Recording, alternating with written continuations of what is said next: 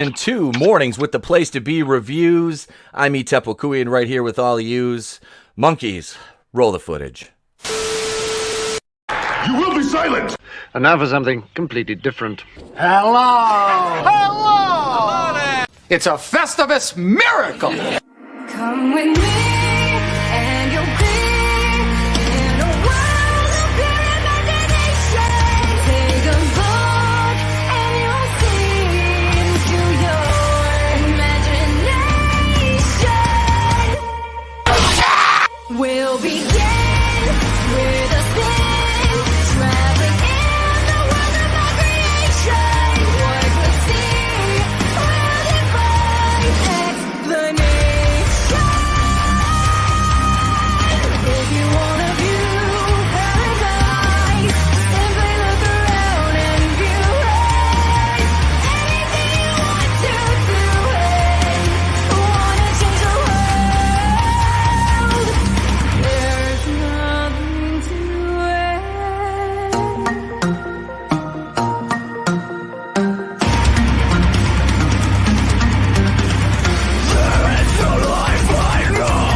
Watch out for the medallions. My diamonds are reckless. It feels like a midget is hanging from my necklace. Pepperidge Farm remembers. Yeah, that works. I like all right. that. Okay. All right, moving on. Hey, what about Tulip? Here we are, back and better than ever. Friday, July 9th, 2021. I'm Kuian, right here with my panel this morning. Let me unhide them. Bam, here we go. Ladies and gentlemen, introducing first my co-host with the most, Mr. Tony Tone Deaf. It's the world's brokest warrior, primitive-sided, toxic fanboy, aligned with the like-minded. Tony Tone Deaf, rocking with you. Mornings here at the place to be reviews. What's up, everybody?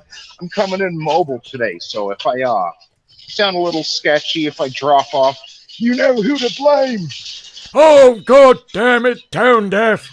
If you couldn't start the show without blaming the damn dirty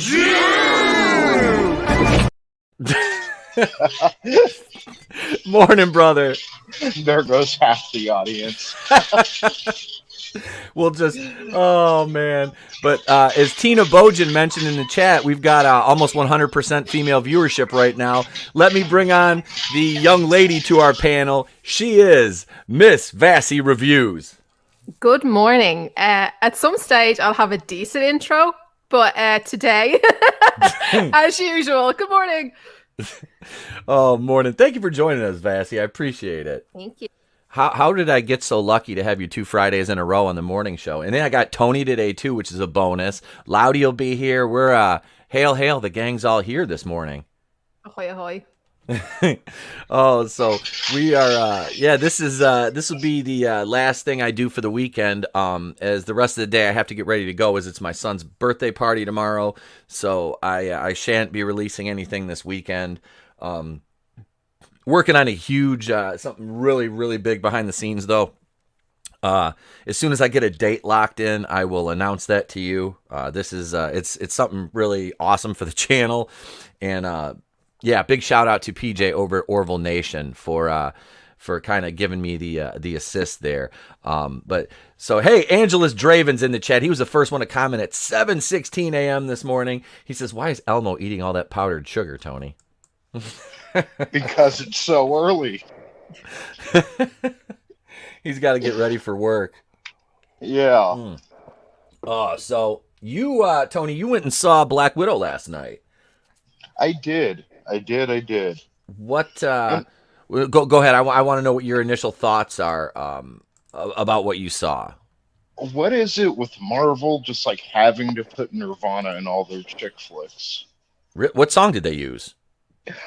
Smells Like Teen Spirit, but it wasn't Nirvana performing it. It was like kind of a toned down like female like. Did Tony just cut out? Oh. Yep. Yeah, we lost him. We lost. Oh, there he is. You lost me. We lost you. You were like, you were talking about the song, how it was like a toned down kind of like female version of it. Yeah, it was a female like emo version of it, and it's like I'm sure Kurt Cobain would absolutely love his music appearing in Disney movies. Nothing says anti-establishment more than being in a Disney movie. Exactly, exactly. So, but I gotta say, like, so the first half of the movie wasn't too bad at all. It had kind of its own unique tone to it.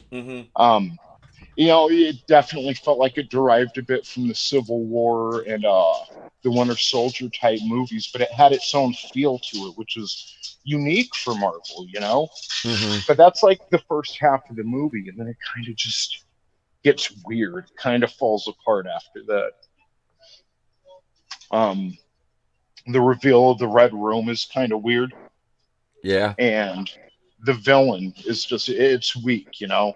Like, who's the supposed villain? It's the Taskmaster. It's basically just Ghost storyline almost, with a few subtle differences, but from Ant-Man and the Wasp. And then the main villain, it's just, men evil.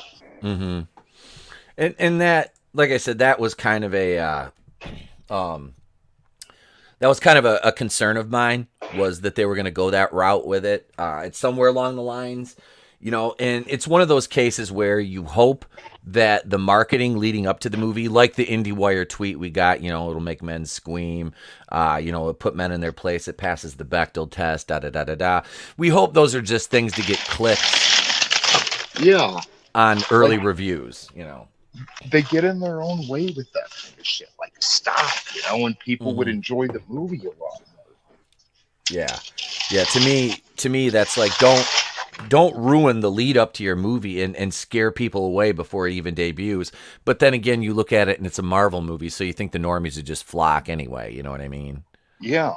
And compared to, Captain Marvel, it's a lot better of a movie. Like, I will rewatch this movie. I don't know how often, but yeah, it just feels like, I don't know. If they didn't have an agenda, it feels like the last half of the movie could have been, a little better, but it still wasn't an awful movie. Mm-hmm. Yeah, that's what would you score it on a 5 scale?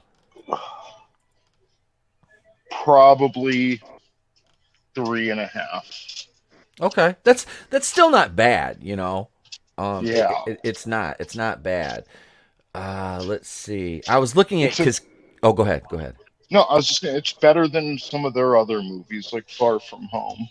Oh, well, that's a low bar. And probably less woke, too, so. Yeah. Vassy, are you going to see this weekend? I'm actually reading reviews from like female critics, and it's not scoring well. So if they're not impressed, I'm slightly worried. Wow. Yeah. What's this? I have it here on Black Widow, which doesn't say goodbye to its main character so much as it wipes its hands of her. That was one. Oof. And it's less Black Widow's breakout film than the ghost of what it should have been. That's not good. Ouch. If this had come out like after Civil War, I would have been so hyped for it. But I'm just not arsed. If I'm honest, if I get around to it after Fear Street, I'll watch it. But I'm not really bothered. Damn. Yeah. That's and I think Marvel's going to lose a lot of female viewers that way. Oh yeah. Because they waited so long for a character who's been so pivotal and so important in the as far as the Marvel Cinematic Universe goes. Black Widow has played a very important role since she entered in was Iron Man 2. I mean, she has been pivotal. So it's kind of what should be the denouement for her story. Sounds like it's kind of just going to be like an afterthought. They seem to be pushing Florence Pugh from what the reviews are. So they've made Scarlet the stepping stone for Florence, if that makes sense. Is there no respect on her name no more? It's like you can't. they do this with the other characters of sacrificing one to uplift another, which I don't think is fair. Like Scarlett should have got her movie before Brie did, in my opinion. Yep. But Yep. yeah, I'm a bit worried, to be honest. And that's when it should have come out too. It should have been, because it's a nice grounded story. It would have made perfect sense to put that in between the massive Infinity War and Endgame. Yeah. It would have made perfect sense to tell a nice grounded story. Now you wouldn't have gotten the post-credit scene, obviously, without spoiling Endgame, but we didn't really need that post-credit scene either, if that makes sense. Florence Pugh, she's just kind of forgettable compared to Scarlett. Mm-hmm. That and I'd never seen Florence Pugh in anything. No idea who she is. I know she was in Little Woman, and I joke. She was in Little Women and Midsummer, which I never saw. I've heard mixed reviews on. Critics liked it. Some other people didn't like it. But like I said, I've never seen it. To me, Midsummer, from everything I've read about it, it kind of sounds like, not exactly like, but kind of a, almost I would say, derivative of like the Wicker Man kind of scenario. Weird cult, isolated area, human sacrifice kind of thing. But I'm not casting aspersions on that movie because I haven't seen it. But this Florence Pugh, I've seen a couple interviews with her. I have nothing against her. I mean, if we're going based on the aesthetics of the Black Widow character, she's attractive. Seems to be a good actress. Like I said, personally don't know much about her. But I mean, you put somebody next to Scarlett Johansson, it's hard to, it's hard to buy them in the Black Widow role, in that mantle. No matter how hard they push her, it's almost like an artificial push in wrestling. It seems like, you know what I mean? It's like I understand that we need to set up Young Avengers, and that's fine. But we have, even with Loki, Kid Loki has been in the show, but Tom Hiddleston is still the main point of the show. Mm-hmm. So why isn't Scarlett Johansson the main point of the Black Widow movie? Maybe do a second one when Florence takes over, whatever. She's been the staple female character for the whole run. And you left her movie to the last minute. You kept pushing it back, and now it's like, I will just use her as a stepping stone. It's just disrespectful to me, anyway. Yeah, I don't like. Oh, I'm sorry, Tony. Go ahead, brother. No, I was just saying she's forgettable. And Grace Randolph was comparing her to Tony Stark as far as like her face and how she expresses things. I just don't see it. Like, she just feels like they could have put anyone else in that role. And I'm not trying to down on Yelena, whatever, Florence Pugh, but yeah, it just it doesn't feel like, okay, now this is the new Black Widow. By the end of the movie, she still feels like Nat's sister. Okay. And you said Grace Randolph. That means we have to do at least one of these. There we go. There's stroke face Grace. Lou says, it is really a good film, but it is a shame because they could have changed Black Widow's slot with Captain Marvel. Yeah, well, that's the thing, Lou. And welcome, man. I this is a new name in the chat. Like I said, if you're not yet and you like what you see, hit that subscribe button. There's a deep back catalog of live streams, videos, reviews, and things of the like to peruse as you await new content next week. But yeah, I think this should have been released back. This would have made more sense. What, Tony? Since you've seen it pre-Civil War, it would have made sense if it would have been in Captain Marvel's spot, right in between Infinity War and Endgame, and it would have made Scarlett Johansson's death a lot more impactful. Okay. If we would have seen this before. All right. Okay. Yeah, I think that they really did. They dropped the ball, and this was cutting off your nose to spite your face right here. Yep. And now we've got you've got What If coming next month. That's their, because is Loki done now, Vassy? One more. One. Okay, so next week is the last. Yeah. I might try to binge watch them next weekend or next week. Oh, you subscribed. Thank you, Luz. Thank you, man. So that brings us up to the 742 mark right now. We're 8 away from 750. We're getting there, ladies and gentlemen. We're clocking. We're almost at. Let me put it to you this way: we're almost. And I don't say this to brag. I say this because I'm proud of developing an audience and a steady following. Because it's not me. It's Vassy, it's Tony, it's Loudy, it's everybody who comes on the live streams. It's everybody who helps out with anything for the channel, man. We're almost at 8,000 watch hours right now. Damn. So we just need those subs, man. We're getting there. It's a grind, but it's fun. So that's all I wanted to say. I'm sorry to interrupt, but thank you all for everybody so far who's subbed and watches the video, shares them, tweets them, all that things. You know, it means a lot to us. It really does as creators to get that support from our base. So thank you in my panel too. As I'm interrupting a conversation, but. No, seriously, thank you guys and gals, everybody. I know I say guys, and that's meant to be, gender neutral at this point. Dudes, dudettes, everybody that helps. Thank you. I appreciate it. What's the female viewer percentage now? After the other night, or after yesterday morning, I figured it would drop back down, but I'll look up the analytics and let you know. I'm really hoping we're still around that, hovering around that 5% mark. We finally got to a point where we were lifetime 5%. So let's see here. I'm going to look right now. Let's see, engagement, audience. Bum bum bum bum bum bum. Let's see, audience. Where's it at? I don't know. Let's see, gender. Ooh, yeah, we dropped back down. Boo. Yep, we're back to 99.1% male. Yeah, but it's all good. We those that know that we're not the big scary misogynists that some people probably make us out to be over here. So we are not that.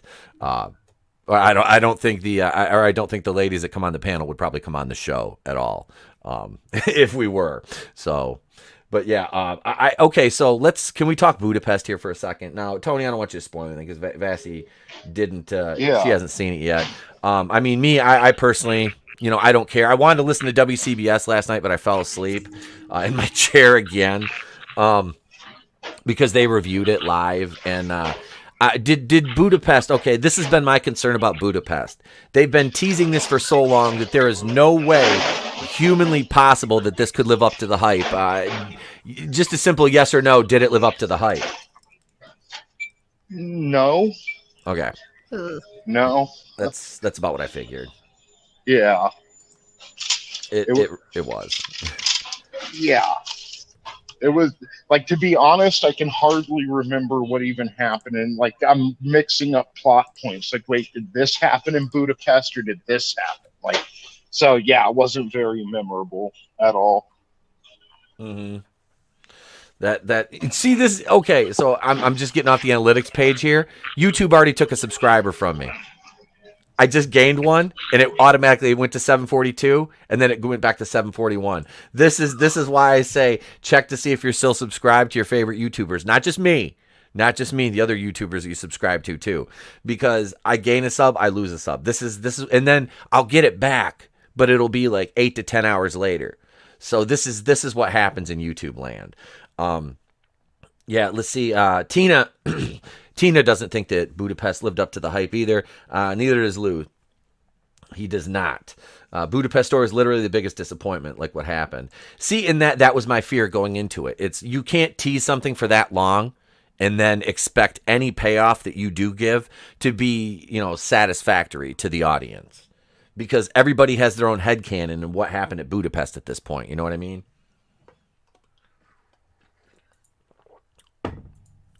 So, can you guys hear me? Yeah, I thought Tony was going to say something. No. Okay, all right. I think I'm having audio issues because, I'll say something sometimes, but it sounds like you guys don't hear me. So if that happens, I apologize. It's all good, brother. It's all good.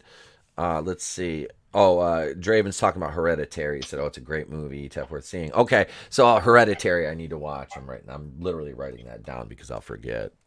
I got my There's scratch. so much to watch. I have so much to watch. It's just release Right. after release, and then someone recommends something from like 5 years ago, and I'm like, I have so much stuff to watch. I want to talk about. I haven't watched it yet, but I want to talk about Fear Street briefly. After we're done with Black Widow, because that is that I'm going to watch that. I'm waiting for the wife to come home though, so we can watch it together. Because I want to watch it with her. She likes horror too, so. What is Fear Street? It is R.L. Stein did young adult version. It's basically Goosebumps with more gore. So Nice. Netflix have taken it and put it into a trilogy. Now, That- I'm being honest. If you didn't really like either the Goosebumps books or you didn't like the TV show, you mightn't like this. But it's just fun, dumb horror. If you like that. But yeah, it's very Marmite, I'm noticing. But I'm hoping with the new one, because it's very Friday the 13th, and they seem to ramp up the gore. Nice. It might help like get more people involved, because it has an R rating, but in my opinion, the violence and stuff wasn't matching with the rating. It seemed more, we have like 15s and 18s rating. It seemed more 15s. So I didn't understand why it got so heavily rated, but the violence and stuff wasn't there. So hopefully it'll meet the R-rated expectations. Nice. And you said it kind of looks like it's leaning on Friday the 13th. It's the camp murderer, so it's Okay. I think they're doing flashbacks, a lot of flashbacks, but as well at the promo, it did seem more violent and more R-rated. So hopefully it'll meet expectations, because last week's people were like, "This is shite." It's like, am I the only one who liked it? Oh, I'll just sit by myself. It's fine, but yeah. I love that Friday the 13th like aesthetic and kind of that type of story, the camp story, and because that reminds me of American Horror Story last season was like that. They did it was American Horror Story 1984. And it was like a summer camp. Do you watch that at all, Vassy or Tony? Do you guys watch American Horror Story? The first 4 seasons, and Okay. then I just dropped off. Okay. Yeah, I got through the first 2, and Asylum, I think, was the second one. It started off as one thing and then turned into like 16 other things. Asylum, you went. It goes Murder House, which was my favorite season, the very first season. Yeah. Because I love that. I love that first season. You got Murder House, Asylum, Coven, Freak Show, Hotel, Roanoke, which was my least. I hate Roanoke. I like Yeah. Roanoke on rewatch. I hated it. I hated it, and I just rewatched it too, and I'm like, "Yep, I still don't like it. I hated no. it. I hated it a little less than I did under first Okay, fair. viewing, but I still didn't like it. And after Roanoke, you had not Apocalypse. You had the Cult. You had Cult, Apocalypse, and then you had 1984 was season 9, and then season 10 coming up. I can't remember the theme. They've announced it, but I can't remember it. So no, out of all those though, Roanoke is my least favorite season. Sorry, man, I'll be out of here. Everybody gives Coven shite. I liked Coven. I really like Coven because I like the dynamic between the characters. And Jessica Lange is in it, and I mean, you get a Stevie Nicks music. I mean, what the hell else? Music do you want? video, yeah. And plus Lily Rabe that plays like the swamp like hippie witch. Oh, amazing. I love her. She's awesome. Sarah Paulson is another one. She's phenomenal. In that show, she's such a great character actor. And one thing we do miss in the later seasons is Jessica Lange, who so much. I'm trying to think what season is my favorite with Jessica Lange. I would say Freak Show, probably with her. Either Freak Show or oh God, what was the or Murder House. But I'm really, really. I lean on Murder House as my favorite. Asylum was great though. Asylum was a hella good follow up to the second as a second season, in the anthology. Let's see, Draven. Let me go back up here in the chat. I want to look at Lou. He said Budapest storyline was a big tease. We had so much anticipation all the way from the first Avengers movie. It's like your mom calling you down for dinner, but you find out it's not ready. That's sounds accurate. Draven basically think Christine, but the car is possessed by a witch from Salem, witch Charles. Oh, nice. That's Hereditary. Okay. I like Coven as well. Yeah, Coven was a good season. Coven was my favorite after Murder House is Tina Bojan, and Draven says I stopped at Freak Show and some Hotel. I really liked the intro to Hotel because that, first of all, Lady Gaga was awesome in that season. I think she was great. As the Countess was her character. She was great. And I mean, I'm sorry, but that first scene, you start out with like this just orgy, a 4-way, and then bam, all of a sudden it's a bloodbath. I was like, this is how you start a season. Just straight up sex and violence. I'm like, right here, that really grabs you. And that was a gory season too. Okay, so my hot take on Ryan Murphy is I feel the writing dips towards the end of the shows with him, with the seasons, and then he ramps up the violence and the sex to try and pan it all out, if that makes sense. Yeah. So I'm concerned about the new season coming out. Okay. I look at we're getting an echo there, Tony. I look at the that season Hotel and Evan Peters. How good of a character actor is Evan Peters? Like, I mean, he really flexed his range in Murder House in over the course of the series, the seasons he's been in. I mean, just one hell of a character actor. The character he plays in Hotel, the mass murder, I believe there was wasn't he kind of based on I don't know, there was a rumor that somebody was Jack the Ripper in one of in this documentary I watched, and it was about a hotel where all these murders took place, but it wasn't, obviously. But that he came to America. But I mean, no, he was awesome in that season. And then you go like Apocalypse. I really didn't. It was kind of meh, or not Apocalypse, but yeah, Apocalypse and Cult. The only thing I liked about Apocalypse is they brought the witches back. I watched the first 3 episodes of Apocalypse and I just dipped out because I could not get into it, and I couldn't get with any of the characters. They were just so unlikable. There wasn't a redeeming person. I was like, oh no. So I don't actually know what happened in the rest of the season. No, they were all they were just most of the characters were just insufferable that season. Like they were all basically heels. Johnny Cage says, bonk, go to horny jail. Hail Johnny Cage JP7. Yeah, no, that Roanoke, let's talk about Roanoke for a minute. I really, like I said, I hated that they killed like all the main characters off in like the first 5 episodes. I was like, what the bloody hell are you doing? So all we have left then was the one at the I can't remember the one black lady's name. I can't remember her name. But she was the actress that was playing the wife. I think. Look this up. I haven't watched that since release. 1 second. Yeah, she was the actress that was playing. It was her, and I can't remember what other character, but the crazy redneck family had them held captive in they were growing their weed, I think it was, because they grew pot or something. Yes. And they had him captive in there, and then all the people in the production trailer, the way they get murdered, I was like, this is ridiculous. Like I don't know, there were so many things about that season that I just looked at and I was like, just sheer stupidity. I don't know. There was weird. I watched there used to be podcasts about it each season. I stopped watching them, but they were complaining it was too gory, and I was like, "That's the point of American Horror Story." What? Yeah.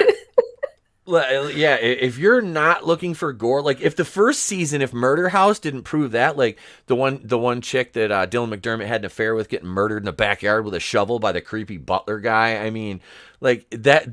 You had the school shooting. Tate, went and do that. Okay, so that song, that the whistle, that Yes. song. I used to play that for my kid to put him to sleep. No. Yeah.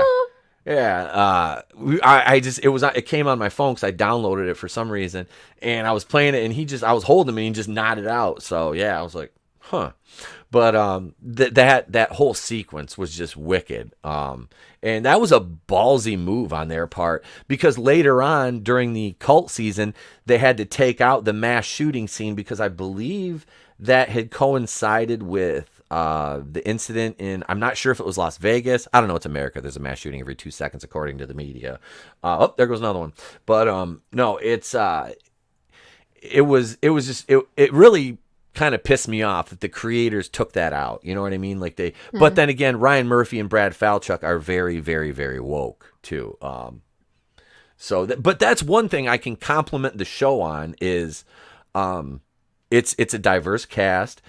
There really hasn't been a lot of ham-fisted, wokeness in there either, that I've ever really seen. I don't really, I guess I don't, if it is there, I don't notice it. You know what I mean?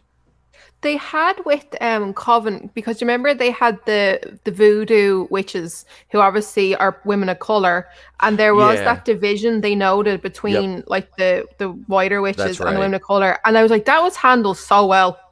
Yeah, with the comparison, especially with the different style of cultures and all. I was like, we have representation there. He can write. Now, I disagree with the later seasons, but that's when you can showcase everybody and showcase different characters and different cultures correctly, without having to go, you're bad. You're very bad. They're better. Go sit in the corner. Right. And that's like, from those guys, I would expect the man bad kind of stuff, just because that's how people in that hemisphere tend to operate. But I never got that vibe. I really didn't. And it was a welcome surprise, to be sure. Because they could have gone full blown woke with that show, and everybody kind of, the cult season, it was basically based on Donald Trump. And they were trying to paint out like the followers were, the cult was the white supremacists and all that. And, Evan Peters was the leader of it. And kudos to him for playing that role well. But I mean, that was the only season. And it's not that I didn't care that they were making fun of Trump. I mean, like I said, I grew up in an era where political satire was smart writing, and it was all funny because they just made fun of everybody, But that season was the only one that just a few things just kind of made me roll my eyes. But I mean, for the most part, it was a decent season. Like I said, still Roanoke was far worse in my book than that. But like I said, I've watched all the seasons except for the last two over again, and I hate Roanoke slightly less than I did before, but I still don't like it. That's where I stand with it. I don't like it. And Clown World Review, Tony says, StreamYard hates strong independent men with opinions. Johnny Cage, cancel StreamYard. No, I don't want to have to find another streaming platform. I don't have it in me. I had to do that after Google Hangouts went away. Did you find that Cuba Gooding Jr. was like the wrong casting for Roanoke? Because I did not like him in that role. Yeah, he was terribly miscast in that role. He was, all I kept seeing was Cuba Gooding Jr. from Boat Trip. Oh, no. Fair, though. That's all I could see. That or Radio. You know what I mean? I'm just like, I can't see this. He's no longer Trey from Boys in the Hood. You know what I mean? Or Snow Dogs, or what was that movie? Ice. He was in the movie with Skeet Ulrich with the ice cream truck. I thought his career was going to get back on track after that, and obviously now he's had all the scandal about groping women. And it's just sad to say because do you ever notice when actors' careers are going downhill and they start doing the real dodgy comedy movies, and Yep. then he was like, yes, he's back in something serious, and then obviously he had all the scandal, and now he's out again. But I don't know. I don't think that was a good choice for him either to get back in a more serious role. So he had I didn't maybe I didn't hear I don't recall any of this. Cuba Gooding Jr. got a Me Too. Is that what I'm hearing? There's footage of him in a bar, and he kept like touching the woman, and she moved away from him. And you can actually watch the whole thing on YouTube, but she ended up suing him for sexual harassment because he touched her. Now, from me watching it, okay, I understand maybe like a man putting his hand on your leg if you're not comfortable, but I didn't see that step over the line of what she accused him of. Now, if something happened off screen or off the camera, I don't know, but from the footage that was released, I don't know. Huh. I'm glad you're on too because I want a female opinion of what happened. And that to me, that's, I want it from that perspective. So the footage is kind of inconclusive, without context is what you're kind of saying, or Like, I personally, if I'm in a bar and some man I don't know puts his hand on me, I'll say, "Sir, please remove your hand. You're only getting one warning. That's all I'm giving you." But she moved away. Now I don't know what happened before or after, but that footage, that is supposed to be the evidence. Yeah, he put his hand on your leg, but what she accused him of didn't match what I saw. But then if you can watch the footage yourselves and then make your own determination. I'm not sure what the law is for that, but the state of the bar they're in, that what constitutes assault. But yeah, it's just, I remember she accused that his manager was there and he was with his girlfriend, and his girlfriend was sitting on the other side of him, if I remember right. So there was witnesses, but yeah. so I'm taking it then the charges were far worse than what actually happened. Yeah. And to me, okay, so his girlfriend's sitting right there. So I mean, unless he has like, water tower sized beach ball nuts, I mean, pulling a stunt like that right in front of your girlfriend, if she's not like into the open relationship thing, seems like she would have probably decked him. You know what I mean? It's sad to say, like, even do you ever notice Keanu Reeves doesn't actually touch women? If he's getting a photo, his hands actually off them. Yep. Just protect yourselves, even like whether you're male or female. If you're out in public, just make sure that you're safe bubble. No one's near you. Because I know after this, loads of women came out with more serious accusations. I haven't followed it since then, so he could be a terrible predator. But from that incident that sunk him originally, from what I saw, I don't think it correlated. But there's been a lot of accusations come out after. So Okay. So yeah, it could be just the tip of the iceberg, or it could be just piling on at this. I don't. Did anything ever come of any of the other charges? Do you know? I'm actually looking it up now because I stopped following like media news for a while because it got really depressing. Yeah, that's an understatement. Draven says Keanu is everything Hollywood should be. Yeah, he's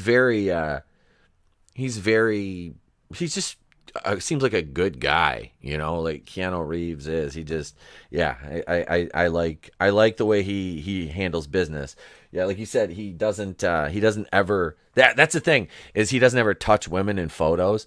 That I was watching a video yesterday, and it was about wrestlers, and it was like times fans like stepped out of line in pictures, and a lot of the times it happened to be like male fans with the female wrestlers, and the first one they showed was this. And I'm not poking fun at the big fellas here, but this guy was like a stereotypical, probably like internet mark wrestling fan, big heavy set guy, probably never touched a woman, especially one that looks like Becky that hadn't ended in a restraining order or the use of chloroform on a rag kind of guy, that. And he has his arms around her, and she is like just pensive, you know what I mean? Like, yeah, rigid body language is what she's given off. And it's like, as a man, and I've been in this situation, especially as a wrestler, with a lot of female fans, and they want pictures. And and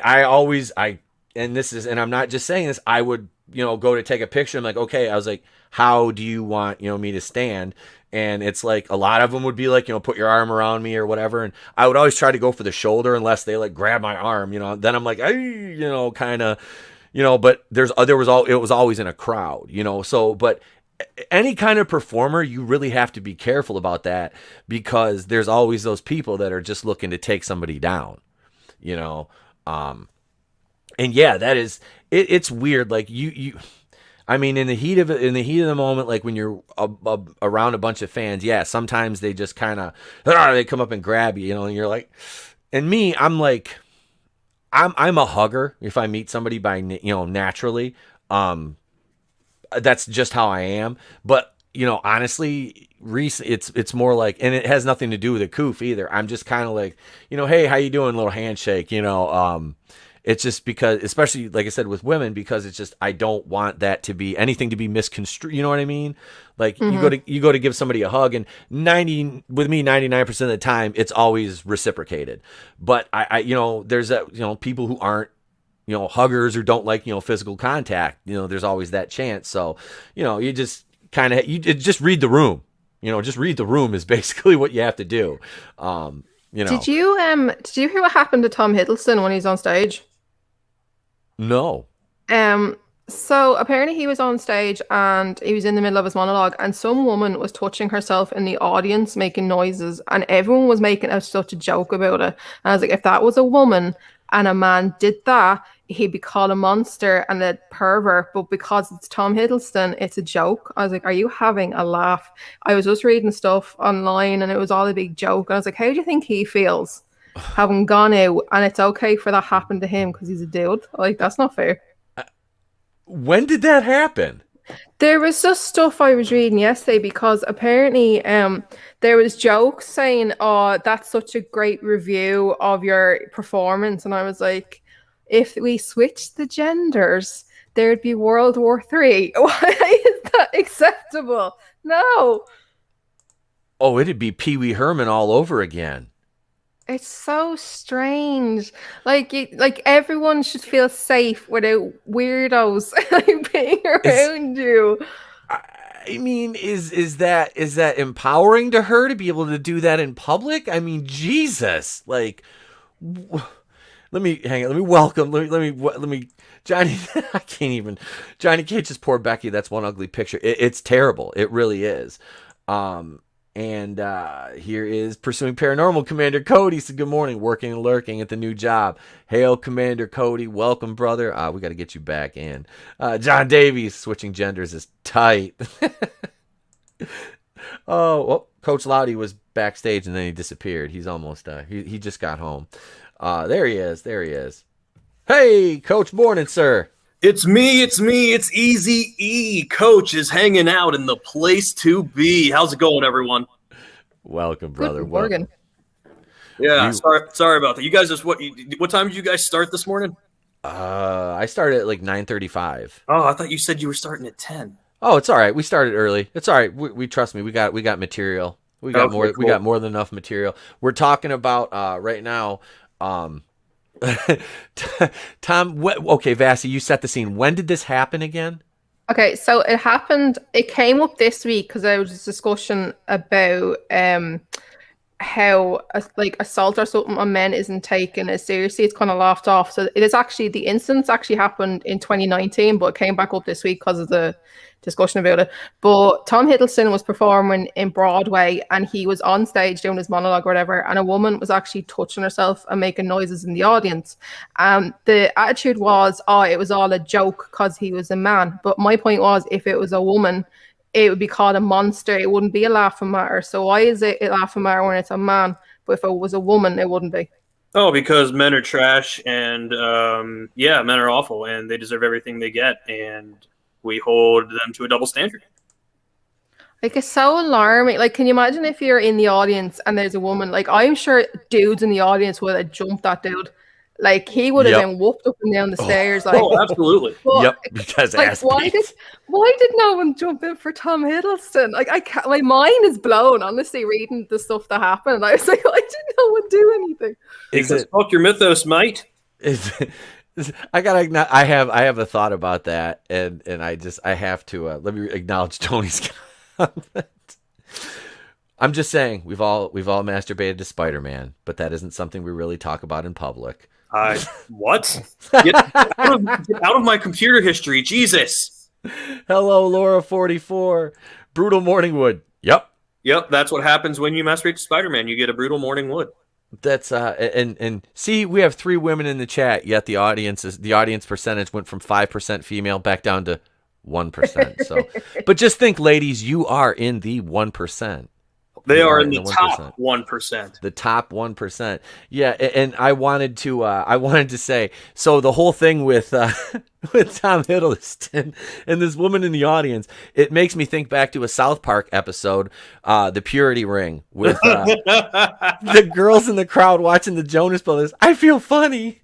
It's just, and yeah, so like, I could make this into a stand-up routine, like just this. I could stretch this Tom Hiddleston thing into like this long, like just brutally freaking graphic, drawn out like story about how this would go down. Like I don't, but I in reality, this is so weird. Like, okay, so being a wrestler, like I'm, shirtless, sweaty, muscular out there. If some like woman in the crowd just started like, going to town on herself while I'm wrestling, I'd be like, I think I would like probably stop during the match, just be like, is this something you want to pay me to do privately? I mean, no, really, it's weird. Like okay, first of all, what kind of mindset outside of Pee Wee Herman do you have to be in to do this in public?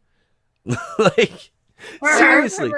This is more serious, but I remember I was 4 years old and my dad used to bring me to the playground, and I remember one day my dad ended up like fist fighting and beating this dude, and apparently your man was exposing himself at the side of the playground, but obviously we didn't know. Like, we were like, oh, swings, like we were paying attention. Jesus, but my dad was the only man there. So my dad like whooped him, and we were living in London at the time. This is a bit offshoot, but we were living in London, and the police came, and my dad's very thick Dublin accent. Like, they thought my dad was like randomly assaulting this dude at the playground, and I was like, yeah, just these Irish are out of control. Like, I was like, what the hell?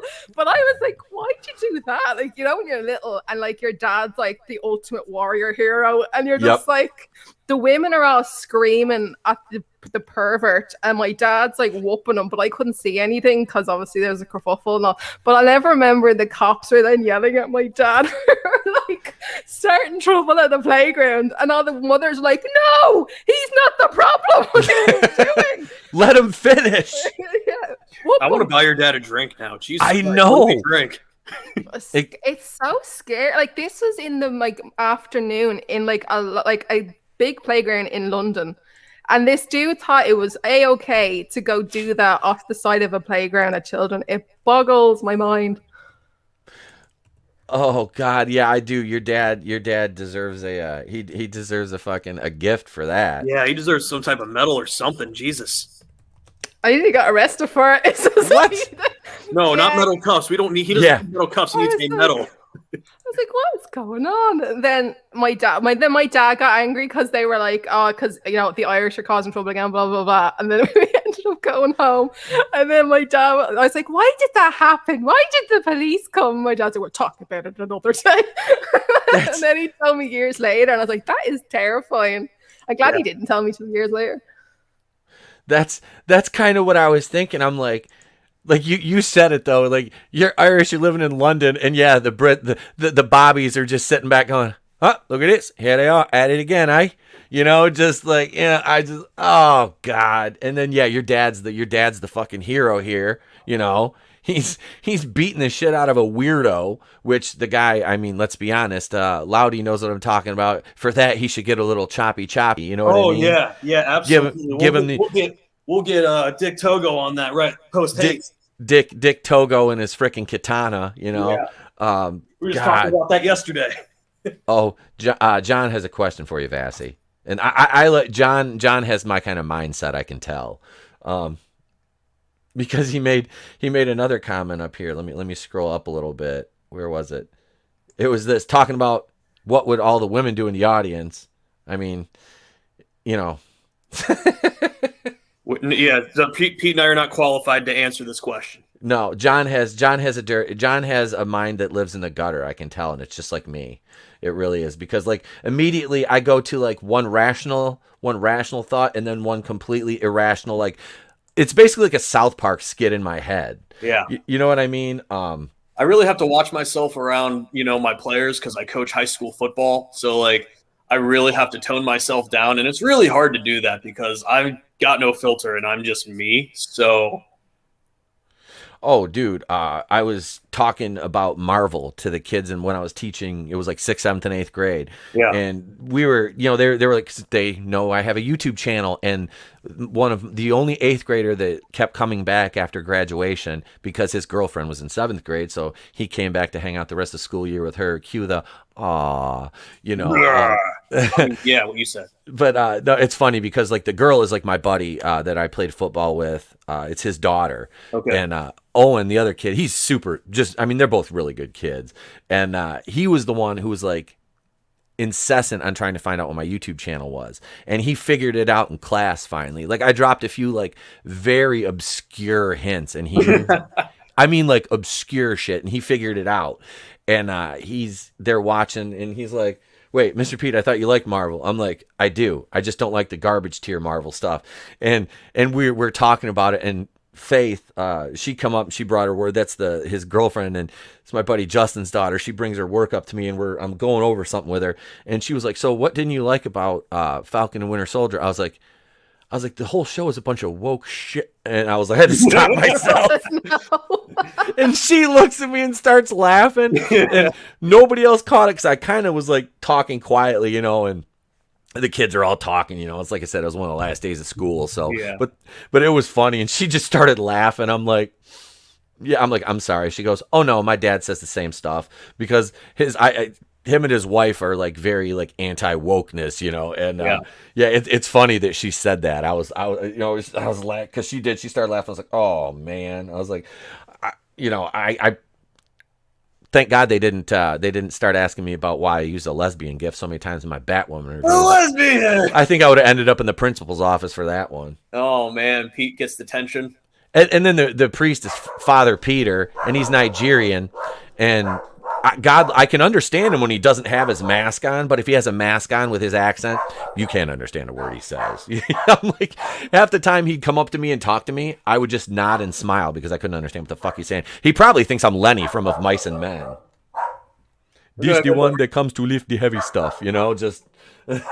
We're going to have rabbits at the farm, and I get to tend the rabbits. How do I get the rabbits, George?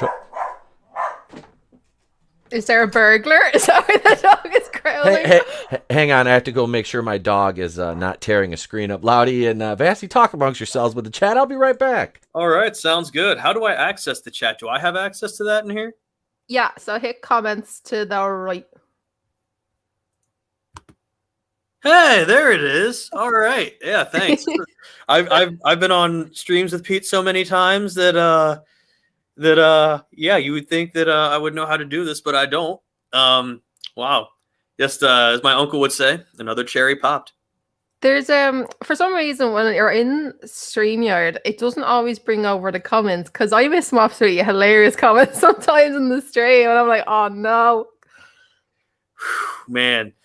So let's see. Yeah, go ahead and laugh at me, Adam. It's fine. The superfan found out that the superfan and I don't live that far apart, and I just think that is the bee's knees. Yes, because apparently I am an old lady from the 40s. By God, isn't that the bee's knees? There's nothing wrong with bringing back the retro. Oh yeah, no, I bring back the retro probably at the wrong times though too, because like I'm 31. And the kids that I coach are all high school age kids, and I'll make references and they'll all look at me like I've got 7 heads, and they're like, Coach, I don't understand these references. And I'm like, it just really makes me like realize how old I am. Cause like, obviously like when you're you don't feel that old and you're like, man, this is nice. And you just, you've got a certain set of things, whether it be, things that make you happy, things that, help make you, whatever. And all of a sudden you make these references and next thing you know, it's like the kids are looking at you like, I have no idea what you're talking about. And it's like you look around for someone that understands you and then you're surrounded by people that don't. And then you're like, wow. It's slightly scary that some like they've only seen MCU movies. They've literally not seen any other genre or any other movie. And you'd say something like a Ferris Bueller reference and they're just like, what? Nope. Have you not seen anything that wasn't a comic book movie? And it's so weird to think how dominated the media is with, those comic book movies, whether it's, the DCEU movies or the MCU movies. It's like, you don't think about how dominant over the past, we'll say 10 years that those movies have been. And like case in point, like I was talking with one of my players yesterday, and I had made a reference about something. He's like, "Oh man, I was in kindergarten then, coach." And I'm like, "Dude," he's like, "Yeah, that's kindergarten for me." And I look at him and I like kind of hold my chest for a second. I'm like, "The fuck you mean you were in kindergarten? They'll make you like 5." And it's like, "All right, this kid's like 15," and I'm like, "Wow, I was 21, and Jesus, my soul hurts." I don't want to hear it, young man. I about backhanded him and said, go to the locker room and go home. Yep. But I didn't because he's a good kid and he didn't do anything wrong except be born later. See, that's the thing. These damn kids and their hip hop music and their Moby Grape and their boom boxes and Velcro sneakers. Velcro sneakers.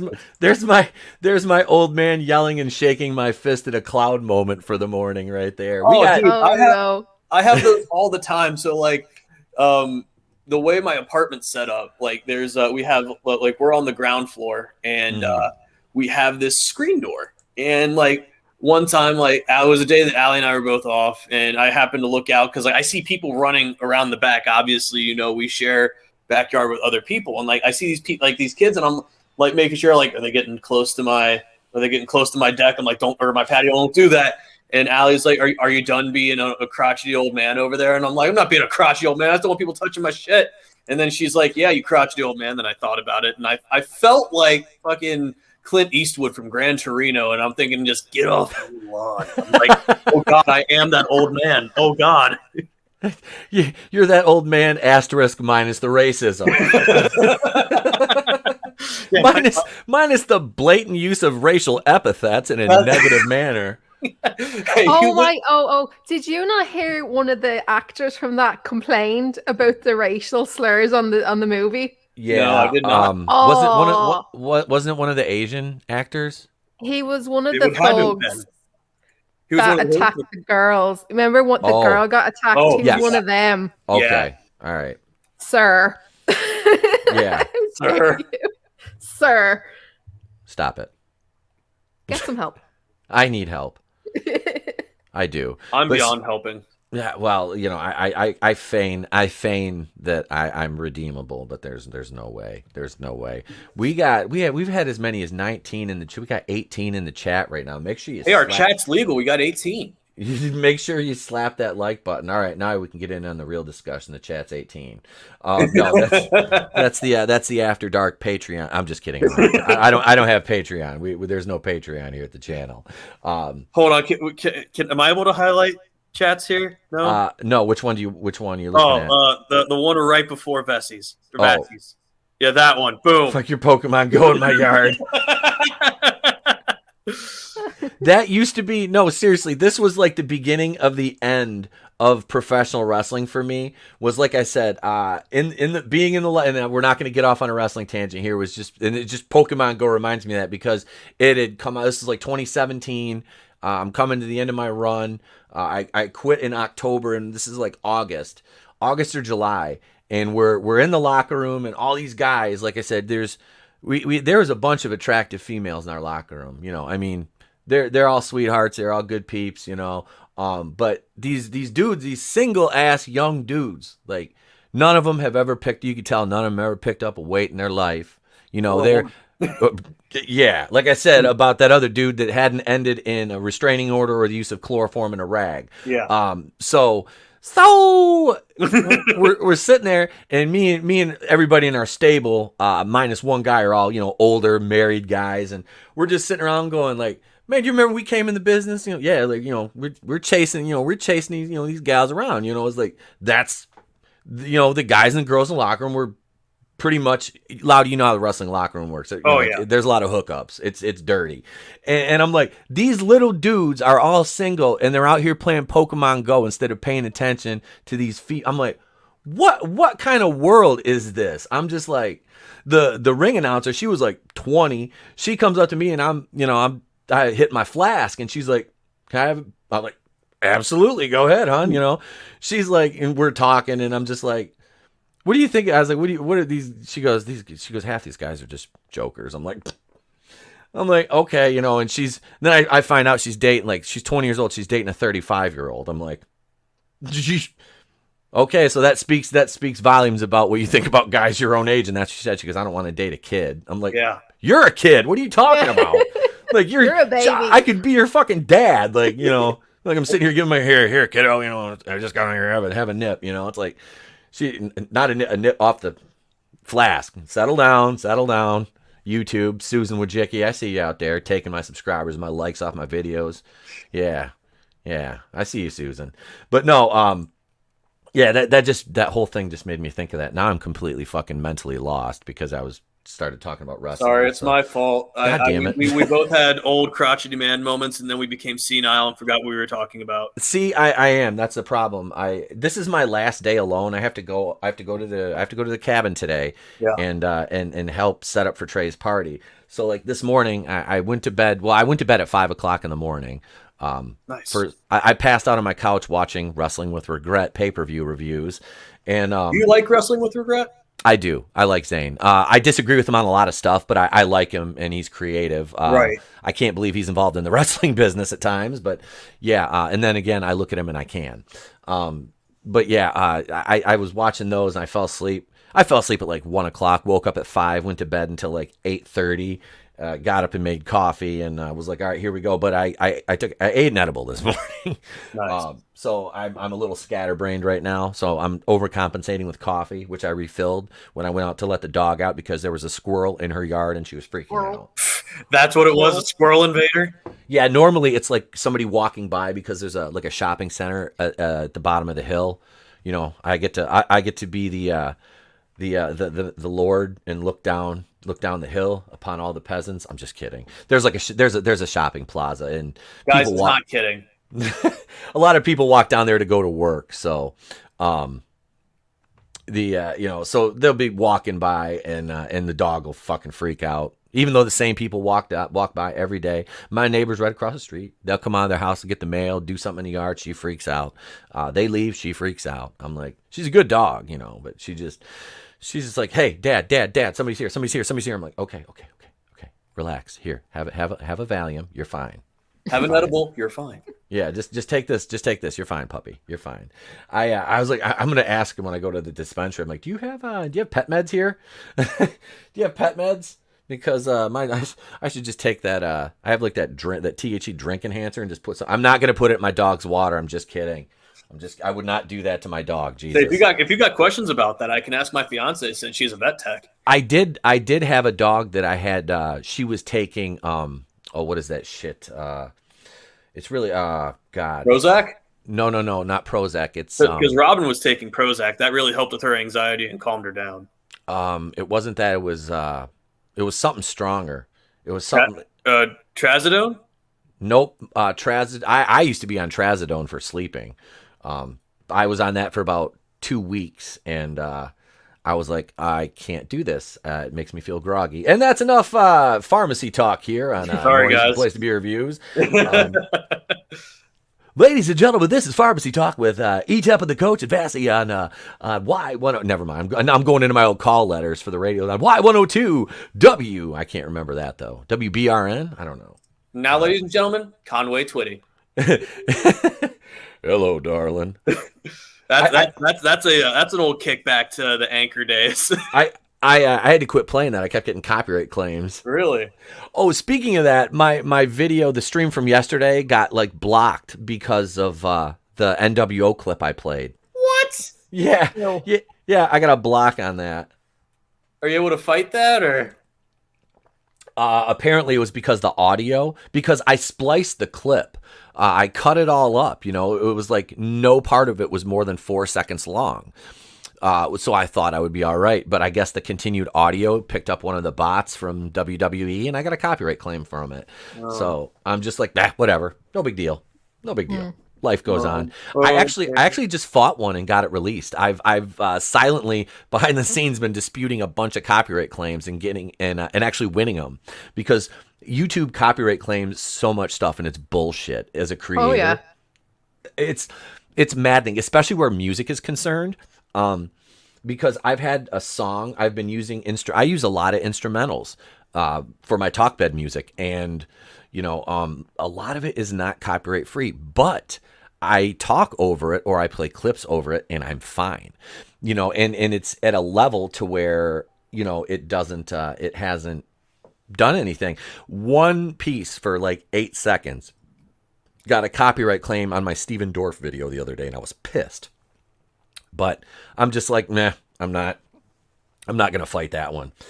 But yeah, it's gotten to the point where it's ridiculous. It is utterly ridiculous as a creator. You know, there is a fair use thing, and you know what the reason and why we're using these clips is it's not like I'm not using them to make money. I was paying homage to, you know, something that I love, and I still get dinged, and I'm like, this is ridiculous. You know, it really is. Susan, get your shit together. You're becoming a Karen. I've had every stream. I've only done 3 streams. Every stream got copyright claimed. I didn't play the audio. I spoke over it, and B, I was trying to get people to watch the stuff, the trailers that I was watching, and I put that in the dispute. I was actually promoting your content, Netflix. I was like angry Karen typing, and I was like, I was trying to get more people to watch the show that you want next week. But the 2 first ones got released, but the third one, Universal are holding on tight that I was apparently ripping off their trailer. So yeah, that's just can sit there because I'm sick of dealing with them. Mm-hmm. Universal and like WB Warner Brothers, they damn near claim everything. Like even now, there's times during my Batwoman reviews I've used too much footage, sometimes intentionally, sometimes on accident. But I've had to fight a lot of their claims because they'll claim everything. I've had to fight a lot of their claims because they're just mostly bullshit. They are. They're just, and like you said, you are promoting their content. It's like, I'm not telling people don't watch your content. I'm using this to basically, even though I'm bashing the hell out of Batwoman, I'm still kind of promoting and, you know, creating a morbid interest in your show, a morbid curiosity in your show. I don't wanna do it. No, I watched it. Thanks, P. Now I'm invested in both. See, and Robin Givens is confirmed for season 3, and we all know she's going to play Ryan Wilder's mom. She's going to be her biological mom, and I'll guarantee you, bet you buy the chip, she'll be one of the lesbians. I guarantee it. Oh man, I'm surprised the Fed hasn't tried to get you for that one. It's short. That's why. It's only a couple seconds. Usually the clips you can get away with them being a little bit longer, but it just depends on what clip it is too. But no, I guarantee you they're gonna make Robin Givens Ryan Wilder's mom. Oof. Oh God. Now seriously, look at this though. They're gonna I guarantee you she won't be straight. She will not be straight. She'll be like, Ryan, I met your mother and we, you were, it was artificial insemination, da, da, da, but you're my daughter. I'll guarantee it. It'll be something like that. There'll be a hook to it. There'll be a hook somewhere. She can't just be even as a black woman, she can't be heterosexual. Like Blues Traveler said, man, the hook brings you back. I ain't telling you no lie. I love that song. Me too. I don't know if you saw, but I found this person who is Wallace. I use air quotes Wallace Day fan, and she has been atting Javicia on Twitter, calling her the N word. Now she changed the spelling, but was obviously still using the racial slur. And I went through her timeline, and that's all there is, N-word. That's all she keeps doing, and then calling the viewers N-words and stuff. So I flagged it because now she's attacking Kate Kane fans. It's very strange. Anyway, Twitter, according to them, it isn't a TOS violation because the spelling's different. I was like, ma'am, she is sending racial slurs at a woman, and it's really okay because she changed the spelling. I'm confused. Somebody make sense of that. Oh God. So that's Twitter's funny like that. Az gets kicked off of Twitter. And then you can use racial epithets. And you know what? I guarantee you that is probably a bot account made to make the Wallace Day fans look bad. I bet you it is, because the Wallace Day contingent hasn't been attacking anybody. They seem just happy to have her on the show. Oh no, she's told Wallace as well to F off. Like, this person is unhinged. I went through their entire timeline. They seem to hop between fandoms. Okay. But Wallace put up a picture of herself and you wouldn't reply to F off. And I'm like, I'm very confused at what camp you're falling into, young lady. Pick a lane. Just anarchy. Chaos and destruction where she goes. Jesus. That seems to be a running theme. God. And Commander Cody made a comment, and let me oblige. Oh, it won't work. Screw you, StreamYard. Damn it. Here I had a GIF ready for Cody too. God damn it, Bobby. God damn it, Bobby. 7:30 in the morning and already that boy ain't right. Well, actually, it's 7:47 if you're on Pacific time right now. But 7:47 in the AM, 10:47 Eastern here, and in Central Standard Time, it is 9:47 AM. And anywhere else around the world you may be, you could be anywhere, but you're here with us on the Place to Be Reviews. Thank you for joining us in the morning. There, that's my smooth jazz radio voice. All right. Wallace Day, though, I don't want to see her leave the show. I really don't. She is she can play the Kate Kane character way better than Ruby Rose. I just don't know why they would. Okay, so this unhinged fan is now attacking her and just lashing out at everybody using racial epithets on Twitter, and now they're like, no, we're not going to do anything. And yet and they wonder why people make fun of the CW and Twitter and just these people in general. Yeah, if you're just lashing out at everybody like that, that's one of these people with some severe mental issues, I think. And it's literally Caroline Droy is not picking the hero. Like, pick who's the lead role and just stick with it. Because every time there's an episode, it's just civil war. And it's like, I find it fascinating but alarming at the same time how quickly it just disintegrates to screaming. I'm like, it's just a comic book show. Like, stop it, please. Oh yeah, they get big mad. And this one's for you pursuing paranormal. I just uploaded this, so here you go. Scissor me timber. There you go.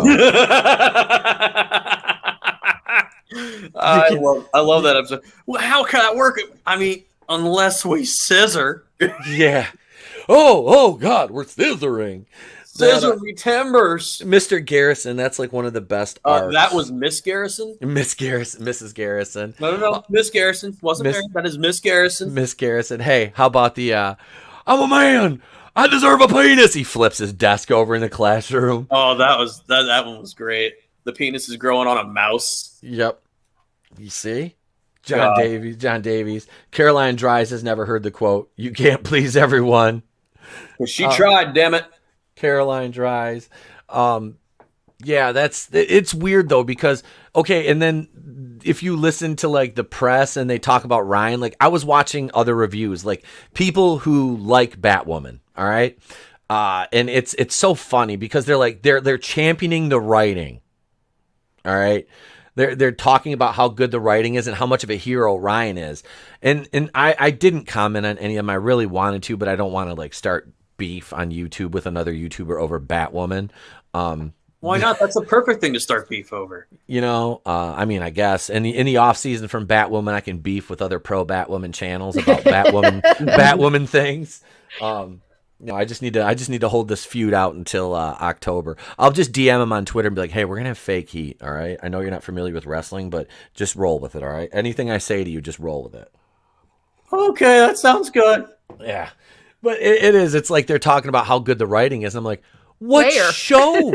Yeah, where? What? Ryan's such a hero. She's so selfless. I'm like, she's a narcissistic cow. Like, what are you talking about? Nothing that she has done has been for the betterment of Gotham. Nothing. Everything has been self-serving. And you know, it's about revenge. It's about, you know, her being, you know, power, her, you know, it's nothing has been for Gotham. I challenge, and okay, so you could say the community center. She was the only reason she wanted to get involved with that community center is so she could scissor with that Amani chick. Yeah, I mean, I was gonna watch. Jesus, oh God, and then when the police come in to their little fundraiser about the aforementioned, community center at the bar that was called, what was it, Lesbos or. Let me upload the Lesbos clip. Hang on. But no, seriously, at the holdup was Kate's bar, and now Mary owns it, and she lets Ryan be the bartender or manager or whatever now because Ryan's super awesome. Wait a minute, is it actually the name of the bar? The holdup is the name of the bar. Yeah. Oh, the holdup. I thought it was. Okay, so this is how selfless Ruby Rose's Kane was. Her and Sophie were in a restaurant, this fancy restaurant across the street from Lesbos. And now Lesbos wasn't around back then, okay? So they're in this restaurant and they're holding hands. And of course, uppity white maitre d' or waiter guy comes over and says, you know, we don't serve your type here or something like that, or maybe you'd like to leave or go to a private table. And they get all mad. And then Kate sees, because she's a millionaire, or Bruce is, and she's got all his shit now, because it won't be perfect until it fits a woman that's built like a small boy, which is Ruby Rose. And then she opens up the bar across the street, a gay bar, just despite the restaurant. This is a hero. I mean, I understand that there is an underlying sentiment for the LGBT community, and it's because, and I'm not siding with the waiter here, but it's just like, wouldn't it be nice to be so petty that you could go out and spend like $4 million to just buy and open and renovate a bar and get a liquor license and a staff and all that stuff? Like, this is the writing. This is the big, you know, Caroline Dry's writing that's a thumb to the nose of the patriarchy. It's like, oh yeah, we'll show you. We'll open a gay bar. It's like, and so then Ryan and them are having this fundraiser for the community center because Ryan's such a fucking selfless person. And the police come in, and of course, 2 white police officers. And I think you watched this episode, didn't you, Vassy? Unfortunately, yes, I did. where they come in, and he's like, is there a problem? And he's like, you know, the music's too loud. And At the she's like, daytime. during the day, it's too loud. I'm like, what? And then the cop it says, you people. And Amani's like, hey, you people. It's like, oh my God. And then the way he talks to him, I'm like, and I come from a family of police officers. I'm like, no police officer is going to talk like that to somebody who is not being overly obtuse to them. It's not going to happen. Cops put up with enough shit as it is for them to go out of their way and be racist. I mean, you always have that contingent of assholes that ruins everything. And there is. Trust me. We've seen it. But the majority of police officers want to do their job and go home to their families at the end of the shift. And this is just like asshole for the sake. He's like, hey, you people. And then Ryan, of course, he's like, oh, you can't tell me the Gotham PD don't have bigger fish to fry than a bunch of black and brown people dancing to pop hits? I'm like, oh my God. Like, shut the up, Ryan. Like, just shut up. And then she wonders why she gets arrested after she kind of like, starts shit with a cop. It's like, and then Luke was trying to calm everything down, little fox, Cuckwing. He's now Cuckwing. And that was the thing that pissed me off. It's like, they're going to make him Nightwing. Okay. Or Batwing or whatever he is. Okay, cool. He gets the suit and everything. And he saves Mary from falling. And then, of course, the suit has to fail and he looks like an idiot. It's like, you can't, it's like, you won't even build up a black man. Like, you still have to make him look like an idiot. And to me, that speaks to Caroline Dries and the writers. Because Caroline wrote that episode. And, they made Luke look like a bumbling idiot. If they were all about building up, these marginalized groups, you would think that they would want to make him a competent character, wouldn't you? Do you not find it hilarious that Ryan helped drug dealers that were like infecting poor communities with drugs? Yes! And we have Baby Fox pretending to be underprivileged as a son of a CEO. And I was like, at any stage, are any of these rich people going to help the communities that they've destroyed? I'm waiting. Caroline, when are we getting money put back into the black community? I'm waiting. Yep. And yeah, that's another... That's it. Like, yeah, Luke's acting like he's been. Oh yeah, I know about that. It's like, do you though? You're wearing he always wears like this like Burberry and like these thousands of dollar outfits. I'm like, do you though? Do you know about it? And I'm assuming private school. He's Lucius Fox's son. Yeah, he's Lucius Fox's son. Of course, he went to a private school. But yeah, he understands the underprivileged. Let's get that right. Yeah, and like you said, Ryan, helps out drug dealers. Her girlfriend Angelique sees, who is basically just a walking piece of shit. Like, she's garbage, and we're supposed to feel sorry for her. Like, what? And Ryan's she's an idiot. The character's just dumb. Like, she's just dumb. Nothing. It's literally like rich people's problems. They're all like obscenely rich and don't do anything. Like, no. Mary's in medical school and runs the underground abortion clinic. And when has she ever been in school? She's like an idiot and intelligent at the same time. I don't understand. Like, what lane are you in? I'm really glad that you guys watch this stuff, so I don't have to. Fair. Oh God, her Mary's frickin' line. Hang on, I'm going to my video of it. Her frickin' line. She was like, "Luke has a thingy that unseals thingies." I'm like, what? Shut up, Mary. Shut up, Mary. Stop right now. Like, what? Who writes this crap? Like, who writes that? Like. This is your idea of she's supposed to be smart? Yeah, we're gonna make her sound like an effing genius here. Hey, describe the device, Mary. We need you to describe the device that that you used. Oh God, here. Okay, it's a thingy that does a thing for other things. Okay, here's the. Hang on, here's the clip.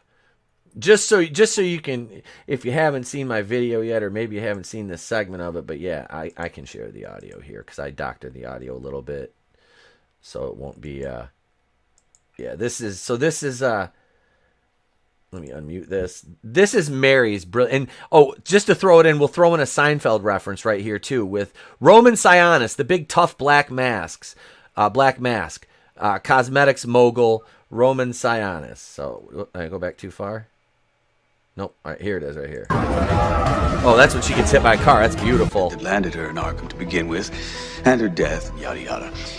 He fucking yada yada. But Luke has a thingy that unseals seals. Are you fucking high? But Luke has a thingy that unseals seals. I believe you owe me an island. Here on Lesbian Island. There, we'll end it there. But yeah, so that's Mary and her brilliant dialogue. Luke has a thingy that unseals seals. It's like, what? Are you not a doctor? Yeah. You're running a clinic. She's treating cancer patients now. Why? Because she's another one. She runs her mother's company. After Alice killed her mother last season, she runs Hamilton Industries, which is like a multi-million-dollar corporation. That clip gave me cancer. Does that count? Yes. It's ridiculous. Like these are, you're supposed to be like, making these characters empowered, and I don't know. I just unseal seals the thing he does. The thing he unsealed seals these. Like, shut up, Mary. Stop, Mary. Stop. You're hurting yourself. Stop it, Mary.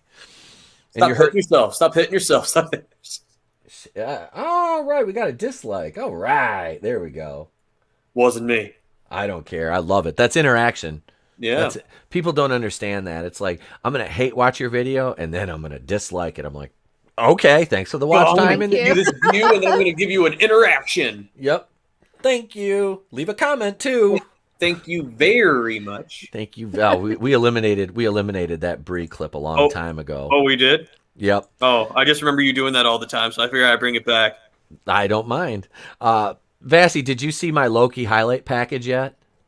Not yet. Not yet. Here, let's play this week's highlights of Loki, ladies and gentlemen. Here we go. Here's the entire Loki segment we have. This week on Disney Plus's hit show, Loki. Well, I guess it really doesn't matter because he's already dead. Who's the asshole?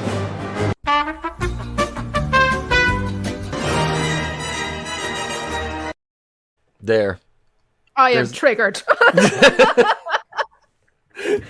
Oh no, it's so true though. Speaking of Loki and things that are weird, I saw a picture yesterday with the comments.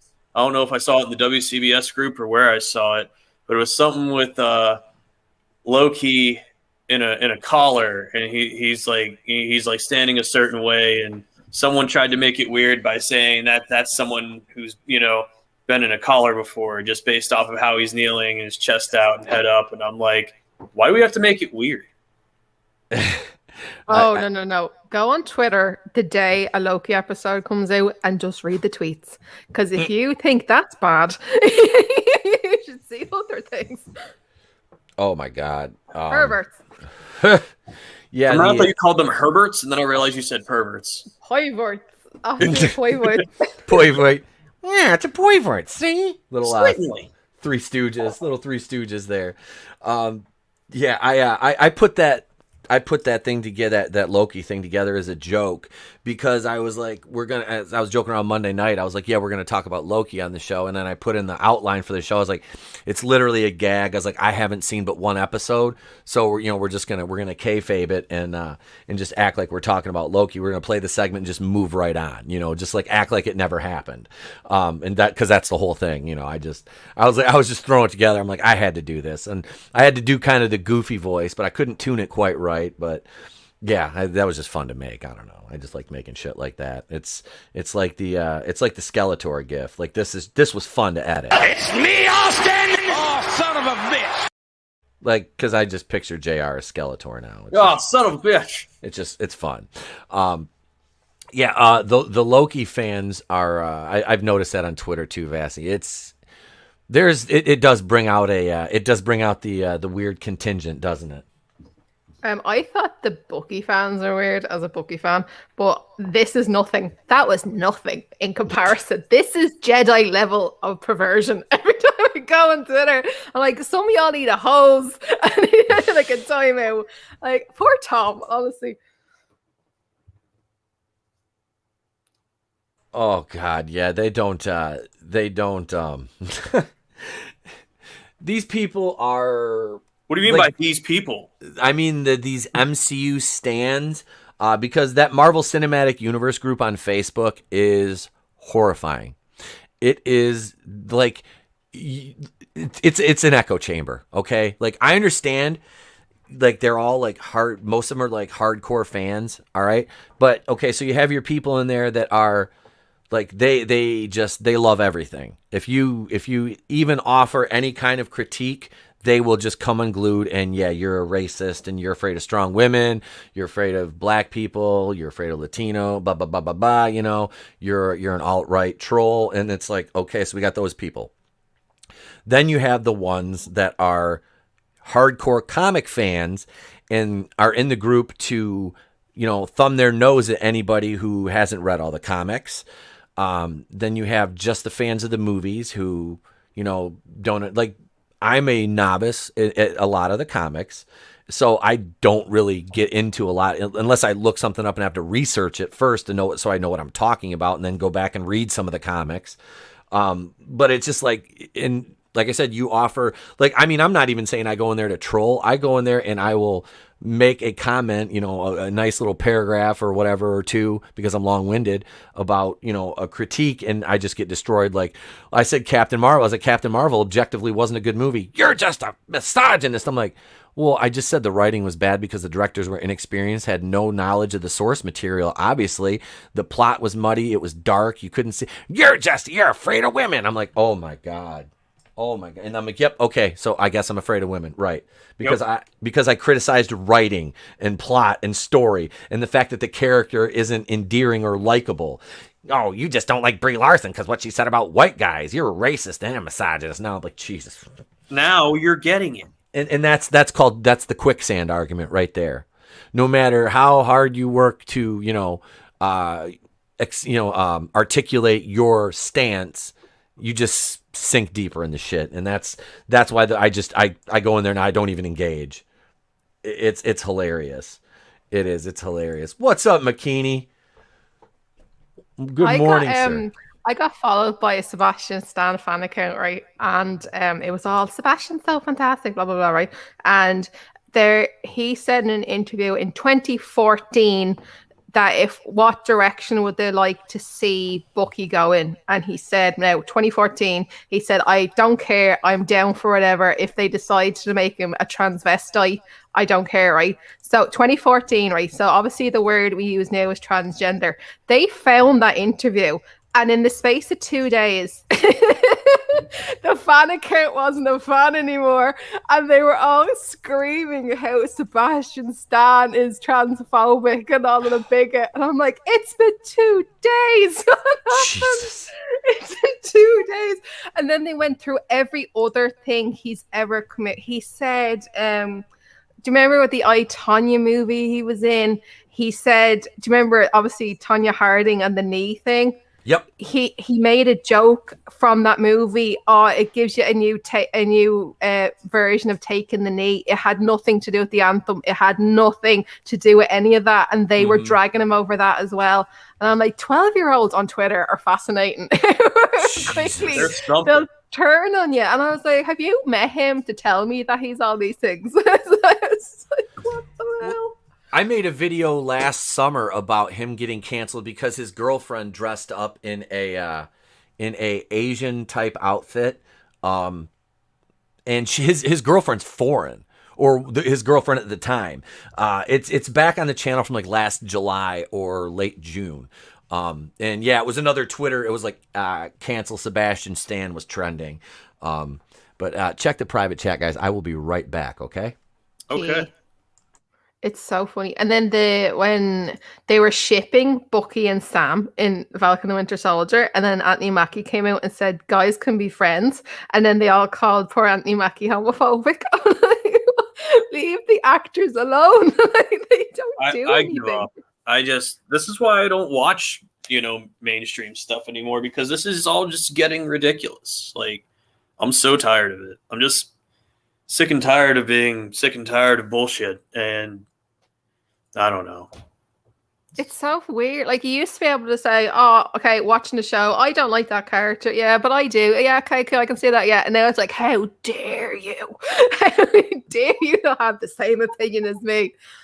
I'm telling you, we just need to take the warning labels off things and let natural selection do its thing. I don't think many of the Twitter people would survive said thing. Oh, man. Oh, no. Stop. What a shame. It's just so fascinating. I can imagine 12-year-olds are going to hold up societal change. Like, I can't support a man who is transphobic. I'm like, can you spell that word? What are we doing here? They would, but they have to wave their blue-colored bangs out of the way first before they do it. And there's it's Disney staff. I don't think Disney because of how controlling like Disney as a brand is, Yeah. are gonna let like anyone post anything hateful, okay, aside from the Pedro Pascal thing, but post anything like incendiary or violent or aggressive or hateful. It's just like, oh, children. Unless your name is Pedro Pascal, you cannot post anything that you want. That whole series is so strange. I don't think I'm gonna watch The Mandalorian too. I've lost interest now on all the stuff going on behind the scenes. It's honestly put me off because I wasn't a Star Wars fan really, and I watched The Mandalorian. I was like, this is so interesting, and now I'm just like, I've zero interest now. Right. No, I get that. I watched my fiance and I watched the first season, and we both really liked it. And we still want to watch the second season, but I'm just wary to watch the third season. Like, whenever that comes out, because obviously we're without Gina Carano, we're without we're without her, and I feel like she played a major part in that series, and here we are together but far apart. So I was listening when I went out to let the pup in, and Mandalorian season 3. We're going to season 3 on that. I'm done with Star Wars. I'm done. I was curious about it, but I have no desire to watch it. Same thing with the Book of Boba Fett. Now I'm done with Star Wars. I'm sorry, the Book of Boba Fett. That's the show they're releasing before season 3 of The Mandalorian. That comes out this December was the release date for that. And then they shot that, and I believe season 3 of The Mandalorian back to back. Or season 2 and 3, or I can't remember if they were going to do that, because I know during the COOF they went out and the crew for Mando got they were like at an old Air Force base, and that's where they shot most of their stuff. But I'm not watching it. I'm done. I won't be insulted and denigrated by a multi-billion-dollar global corporation and told I'm a bad person. But you are a bad person because you don't follow societal norms. I am. I must be one of those Twitter people. Damn it. You're bad, and you should feel bad. Oh, that's Warrenburg. Morning, Latino Slant. What's up, Polly, my brother? Hail to you. He says, I'm afraid of Latina women. Shh, don't tell Mrs. Slant or my mom. Isn't it Latinx now? Oh no, I'll send Polly. I'll send Polly a link, and I'll let him tell you what he thinks of Latinx, because we were on that was like one of the first things I asked him, because we were on a stream together, and it was right when all that was kind of happening. And I said, hey man, I'm like, what is your opinion? I said, I want, I would really like your opinion on this, and he ran it down for me. They do not like that. That was all in jest, brother. I'm only out here having fun. Yep. Hey, real quick, let's hail Jay Lee. It looks like he just entered the chat. Yes. Hail Jay Lee. Welcome. Hail Jay Lethal. Jay Lethal. Oh yeah. Hey, you leave Black Machismo out of this, sir. Dun, dun, dun, dun, dun, dun, dun, dun. Oh, copyright claims. Whoa. I feel like Pomp and Circumstance isn't copywritten though. You know what I found out isn't copywritten, and I started using it over my Place to Be Reviews intro on the single release videos, is Beethoven's music. Nice. So now I use Beethoven's I use Beethoven's Fifth. So yeah, we're getting cultured over here. There we go. I'm a man of great culture. Let's see. Nikki says. Yep. I appreciate Nikki's response. Latinx is literally never used here in Miami. Most don't even know what it is, to be honest. Yeah, see, because it's like that's like a white people thing. Yeah. Here's the thing that and I feel like this has been mentioned over the years. It's like, thank you, Jay Lee. It's like the white people want to get offended for everyone else, so it makes it seem like everyone else is offended, but they're not. I mean, is that about accurate? You just described a Karen. Oh God. Behold, I should be offended on your behalf, But I'm not offended. You should be, but I'm not. You see, and that's the thing, is they're looking down on him, saying, well, I know better than you. You should be offended. You know what I mean? Like, I understand the context better than you. You should be offended. Let me be offended for you so I can feel important for being offended on your behalf. And then you act like you're offended too. We'll both be offended, and we'll make a big stink and ruin this person's life. And it's like, my response, why don't you just take a spoon and eat my ass? because that's what heroes do. What, take spoons and eat asses, or? I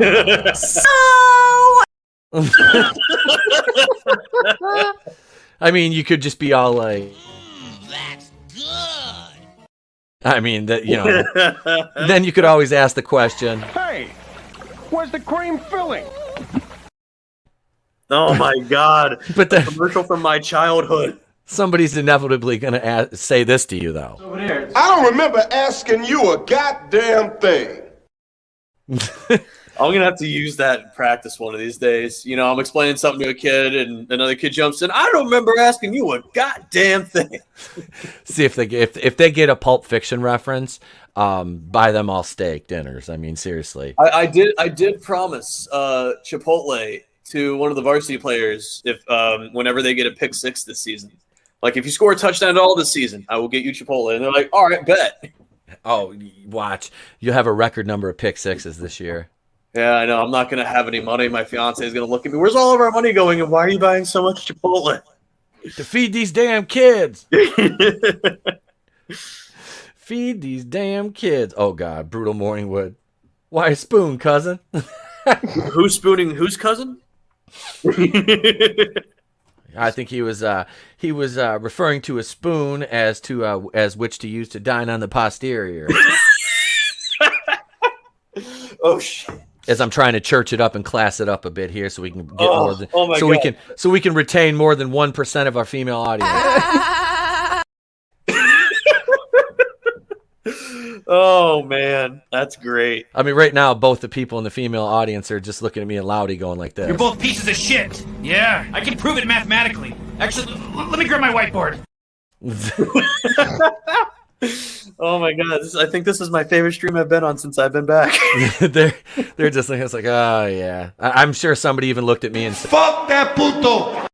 I'm pretty sure somebody did, and they muttered something anti-Semitic on the way out. Oh my God, I'm dead.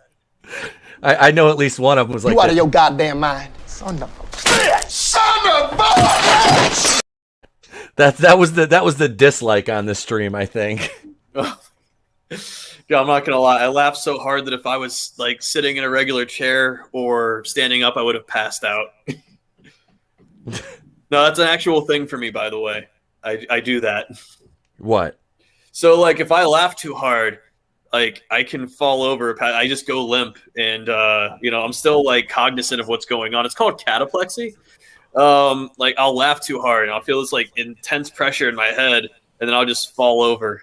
It's pretty hilarious. Oh, I need a GoPro. When you come to the wedding, just ask some of the football coaches about it. They were present for it. Oh my God, dude. Like that's terrifying, and oddly enough, kind of. I mean, like you could turn that into like a superpower. It's like you could just be like, hey, when your wife starts nagging you, just think of something after you get married and you're married for about 10 years like me. And your wife starts nagging you about something. You just think of something funny, make yourself laugh and pass out so you don't have to listen. But it's not every time. It's like, it has to really make me laugh to the point of like I feel my face turning red. Jesus. Yeah. Like I'll tell you the time that all the coaches witnessed it last year. So we were over this one guy's house playing this game called Hammerschlagen. Do you know what Hammerschlagen is? I do not. So he's got a giant stump in his backyard that he has like on a table, and you take a nail and you have to hit it with the hammer as hard as you can. All right. Well, it's fun to play drunk because no one's coordinated. Everyone misses the nail. It's great. And so I hit it so hard that it literally flew off the table, flew past someone else's face. I almost got someone right in the jugular with this thing, but it was like inches away from their face. And everyone just like, I start laughing so hard. It was like watching a fucking humpback whale just fall into the ocean. I just kersplat, and it was great. Jesus. Oh God! Just when you come in, either find Coach Zolnick or Coach Dorfler and ask them about the Hammerschlagen incident of 2020. The Louderback Hammerschlagen incident. Louderback Hammerschlagen. Oh God. You just do a number on yourself, don't you, bud? I do something. Oh man. So we were talking about the girl power stuff earlier, and I found this article over on Bounding into Comics. About the lesbians? No, it's not the lesbians, surprisingly, but I'm sure we'll get to use the GIF again. Because we're talking about Harley Quinn, and it just seems like they're waiting to bring Poison Ivy in so they can be her lover. So they can then, and only then, can they take Harley Quinn and Poison Ivy, and ladies and gentlemen, they can form The lesbian! There we go. There we go. Don't forget that they have to emasculate Joker on the way out. Oh, I'm sure he'll get that, and Harley and Poison Ivy. Scissor me timber. You know, they'll get that. But Harley Quinn gets a new power in James Gunn's The Suicide Squad, dubbed Harley Vision. I was going to do a video on this today, but I just don't have time. By the time we end the show, I'm not going to have time to do a video because I still got a bunch of shit to do before I leave. Same. And I have to go shopping, so yay. I have to do 2 weeks worth of homework, so I feel you. I have to do housework and clean the Jeep and then go get ice and other shit for the party tomorrow. Harley Quinn, yeah, she gets her new power. This is from JB Augustine over at our friends at Bounding into Comics. Big shout out to John Trent and the crew at Bounding into Comics.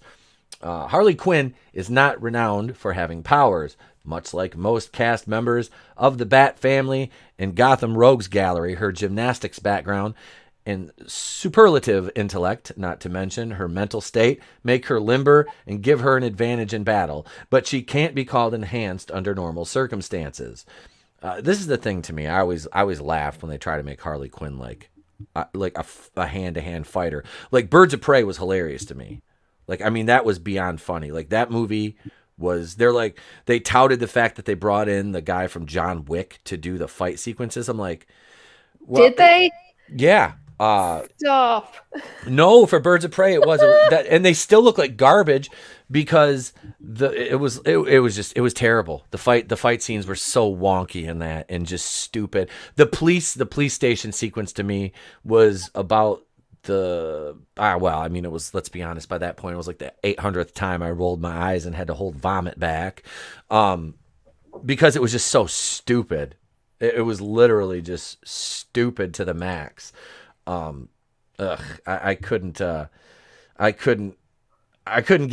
almost couldn't make it through the movie. And then how they killed Black Mask off so just nonchalantly and ruined that character. I'm like, oh God. It was like Power Rangers stunts. It was just so slow, and like you could tell they weren't making contact and stuff. It was just That's fun. It was overly accommodating stuntmen. Yeah. That's basically the gist of it. It's fine. It's all fine. I'm fine. You're fine. It's fine. We're all fine. Just a weapons malfunction. Just how are you guys? How are you? We're setting up a squad. Let's see here. After some ads, we'll get down. Conversely, the abnormal circumstances in the Suicide Squad impelled James Gunn and the film's producers to stretch Harley's potential in a new way. A new power is bestowed upon her in the DCEU picture that producer Peter Safran and production designer Beth Mickle call Harley Vision. So it's an idea that we're going to explore, and we'll see how it gets executed, said Mickle during a set visit that included people from Screen Rant. Oh, God. Harley Vision sounds a lot like WandaVision. So it's going to be a lot of buildup with no delivery? Sure. She added the non-traditional power will tap into how Harley sees the world while offering an opportunity for some extra animated effects. But the idea is there is a Harley vision, like how she sees the world and how she sees things, and it's possibly with animated flowers and Tweety birds. So we're just going to make fun of mental health issues. Yes. That's what's hot. That's what's hot on the streets. Oh, God. If it helps, Harley was a gymnast who won a scholarship at Gotham City University. I mean, a little bit. But she's just so small. I don't know. Like that whole, like that police station sequence would have been a little bit more believable if the police officers wouldn't have acted like just total fodder. At least make it look good if you're going to try to paint her like she dusted off an entire like precinct. Shh, it's fine. Jesus. Like, I mean, if that's a guy, it's like, it's bloody, it's brutal, and I understand what they're doing with the beanbags. It's in place of bullets. I understand. But at the same time, not one of them guys even drew their weapons and they all just stand around. And I mean, it's. Yep. This is accurate. Help me suspend my disbelief. I don't feel like, am I wrong? Am I holding them to an unrealistic standard of, You're holding them to standards that people have been held to for years. How dare you hold them to your patriarchal standards of how things are? And I mean, it's the way the entire cast was brought together. There was no continuity. There was no backstory. It was just like, here's women. I mean, that's, there they are. That was it. It's like, here we have a group of women, and it's like you didn't really tie them together effectively. You got just these small little. It's like that film needed each of those characters, or in tandem, a couple of them needed more backstory. Harley was the only one it's fine. It's fine. There's not enough backstory. No, not at all. This idea started in the concept stage of pre-production and was based on Harley's debatable and downright dubious level of happiness, says Mickle. She's very happy, so we explored some concept art to see what that could look like and how we would render it in the film. Mickle stated further, just used it sparingly, I think effectively. See, and this is what I was talking about right here. Like, I don't know. It was just wonky. I hated Birds of Prey. I really did. And I tried to like it. I tried. I haven't seen it. I really don't intend to. You're not really missing anything. It wasn't great. I mean, Vassy, you saw it. What did you think? I think, to sum it up, I find it fascinating that Megan Thee Stallion did better stunts in her music video for that film than the entire stunt crew. The actual movie. It's so bad. Like, Megan actually did her own stunts in that music video and did a much better job than the lead actress. What music video was it? Diamonds Are a Girl's Best Friend, I think is the... All right, I'll check it out. Yeah. It's so bad. It's just insulting, though, as a lady. Yeah, I see. I don't, like I said, and I'm trying to see this from my perspective, or even like looking at it from a female perspective, which is difficult for me. I mean, because I'm a man. But I always wonder. I'm like, because I didn't really get a chance to talk to too many ladies about what they thought about it, because nobody really was, or liked it, or you would get the response like it was either nah or it was fine, it was a popcorn flick kind of thing. But yeah, the fight sequences were bad. And I heard that Megan Thee Stallion, because I barely know who she is in the She-Hulk show. She's going to play herself, though. So I can't wait. She'll probably be one of Jennifer's clients, I imagine. They've asked you, so I'm very excited for this. I stan Megan Thee Stallion. I think she's epic. I can't wait. Body, yada, yada. Yeah. All right, yeah. See, I have no idea who she is. I know she's a rapper, right? Yeah, she's actually not terrible. I enjoy her. I enjoy some of her music. All right, so she's not Nicki Minaj or I liked Nicki Minaj or Cardi B. I liked Nicki Minaj 10 years ago. Okay, yeah, that's where I liked Nicki Minaj. Did she go? Did she try to do other stuff and is not good anymore? Or I don't listen to any of it anymore. Literally most of the music I listen to was made before 1990. well, as you guys know, my fiance is 27. Her sister's going to be 25. So like, I guess I'm more in tune with that because they're younger than I am, and they follow that stuff. So I'm like, oh, okay, this is what's out on the streets. All right. Yeah. See, I picked that up from some of the kids at school now, because I don't listen. They're like, do you know who this? I'm like, I have no idea. They're like, what was the one guy's name? He's the dude that looks like a pack of Skittles. Dennis Rodman? Yeah, 6'9" or whatever his name is. Oh, Tekashi 6'9"? Yeah, him. They're like, do you know who that? I'm like, I have no idea. I thought you were talking about Dennis Rodman for a second because the Skittle hair and whatnot. But... I remember Dennis.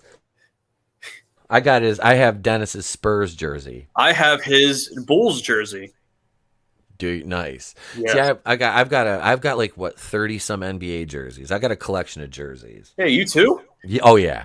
I used to collect those things, man. Yeah, my fiance is. I was like, I need to start this collection back up. She's like, no, you don't. That's my wife said. She's like, nope. I'm like, all right. She goes, it's either action figures or jerseys. I'm like, action figures. Always action figures. Action figure jerseys. Action figure. How about action figures in jerseys? Starting lineup figures, which I've only got a couple of them. But let's see, just the juxtaposition of that look with an incredibly violent action scene that is occurring at the same time as part of her escape, added Peter Safran, indicating Harley's ability will be seen when Task Force X stages a rescue of Harley without knowing she broke herself out of captivity, because of course she did. Because she is Superwoman. But she doesn't have any powers except for Harley Vision. Harley Vision. I to do the WandaVision thing with Harley Vision, though. We already know from the trailers, the cast, and James Gunn that the Suicide Squad will be full of crazy action scenes and FX work. If Harley Vision is striking enough, and in the aftermath of the film's release catches on to the point it gets canonized as a power for Harley in the DCEU at least, it remains to be seen. That's I so don't cool. want it. Right? Keep it. I don't want it. It's just like, it doesn't seem like it needs to happen at all. You know what I mean? I don't know. These are strange times indeed. I don't understand half of why they're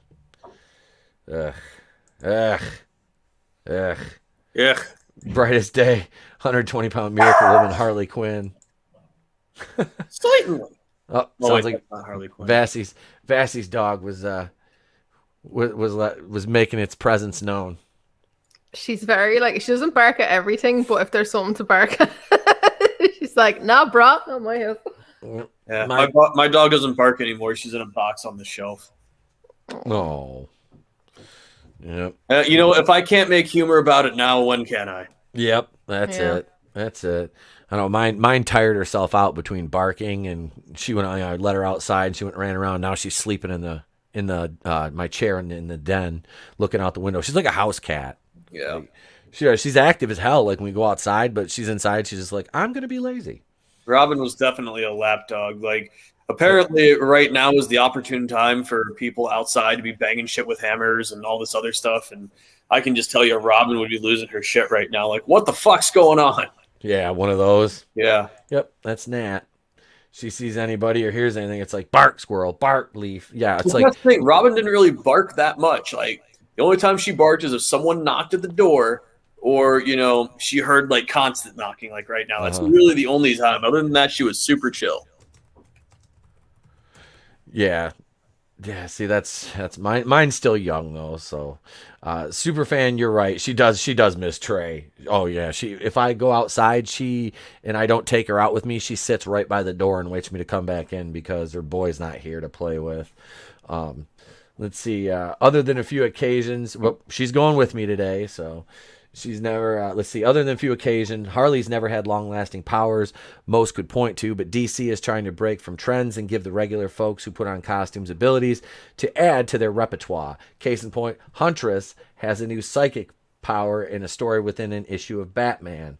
Secret Files out later this month. The Suicide Squad is in theaters, in HBO Max, and in Harley Vision, partially August 6th. I made a hell of a meme out of this face, and it got me kicked off Facebook. Oh, man, you have to send me that meme privately. I'll just let you use your imaginations for now. Okay. But yeah, that so how does it? So nobody likes the idea of Harley Vision, I take it? No. no. I couldn't care less. It doesn't even sound good. Like, that's the thing. None of it even sounds like, I don't know. It doesn't sound good. It doesn't sound, I don't know. It sounds meh.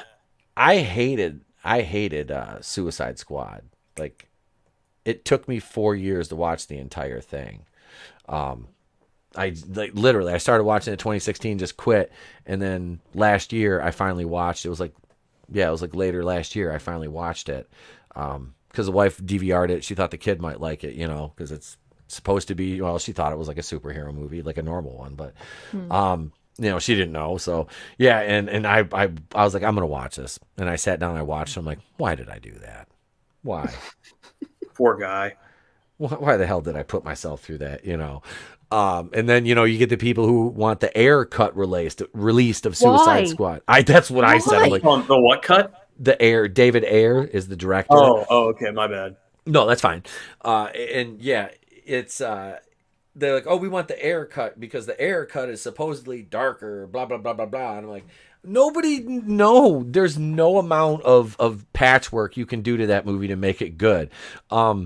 Objectively, Justice League, Zack Snyder, it was slightly better, but it wasn't that great. It was still a bunch of just slow motion Zack Snyder self-flagellation. What's up, Tommy and the Guinea Pig Collective? Hail to you, sir. He says, what the nibble's going on? Welcome, brother, welcome. Yeah, so I wasn't, I watched the Justice League. I appreciated, seeing Zach be a little more true to the characters. But yeah, that 4-hour runtime was just, it was too much. Not it, Chief. No, you still could have cut out about an hour of that shite and made it a little more palatable. To be fair, the editing in Suicide Squad was trash as bright as day.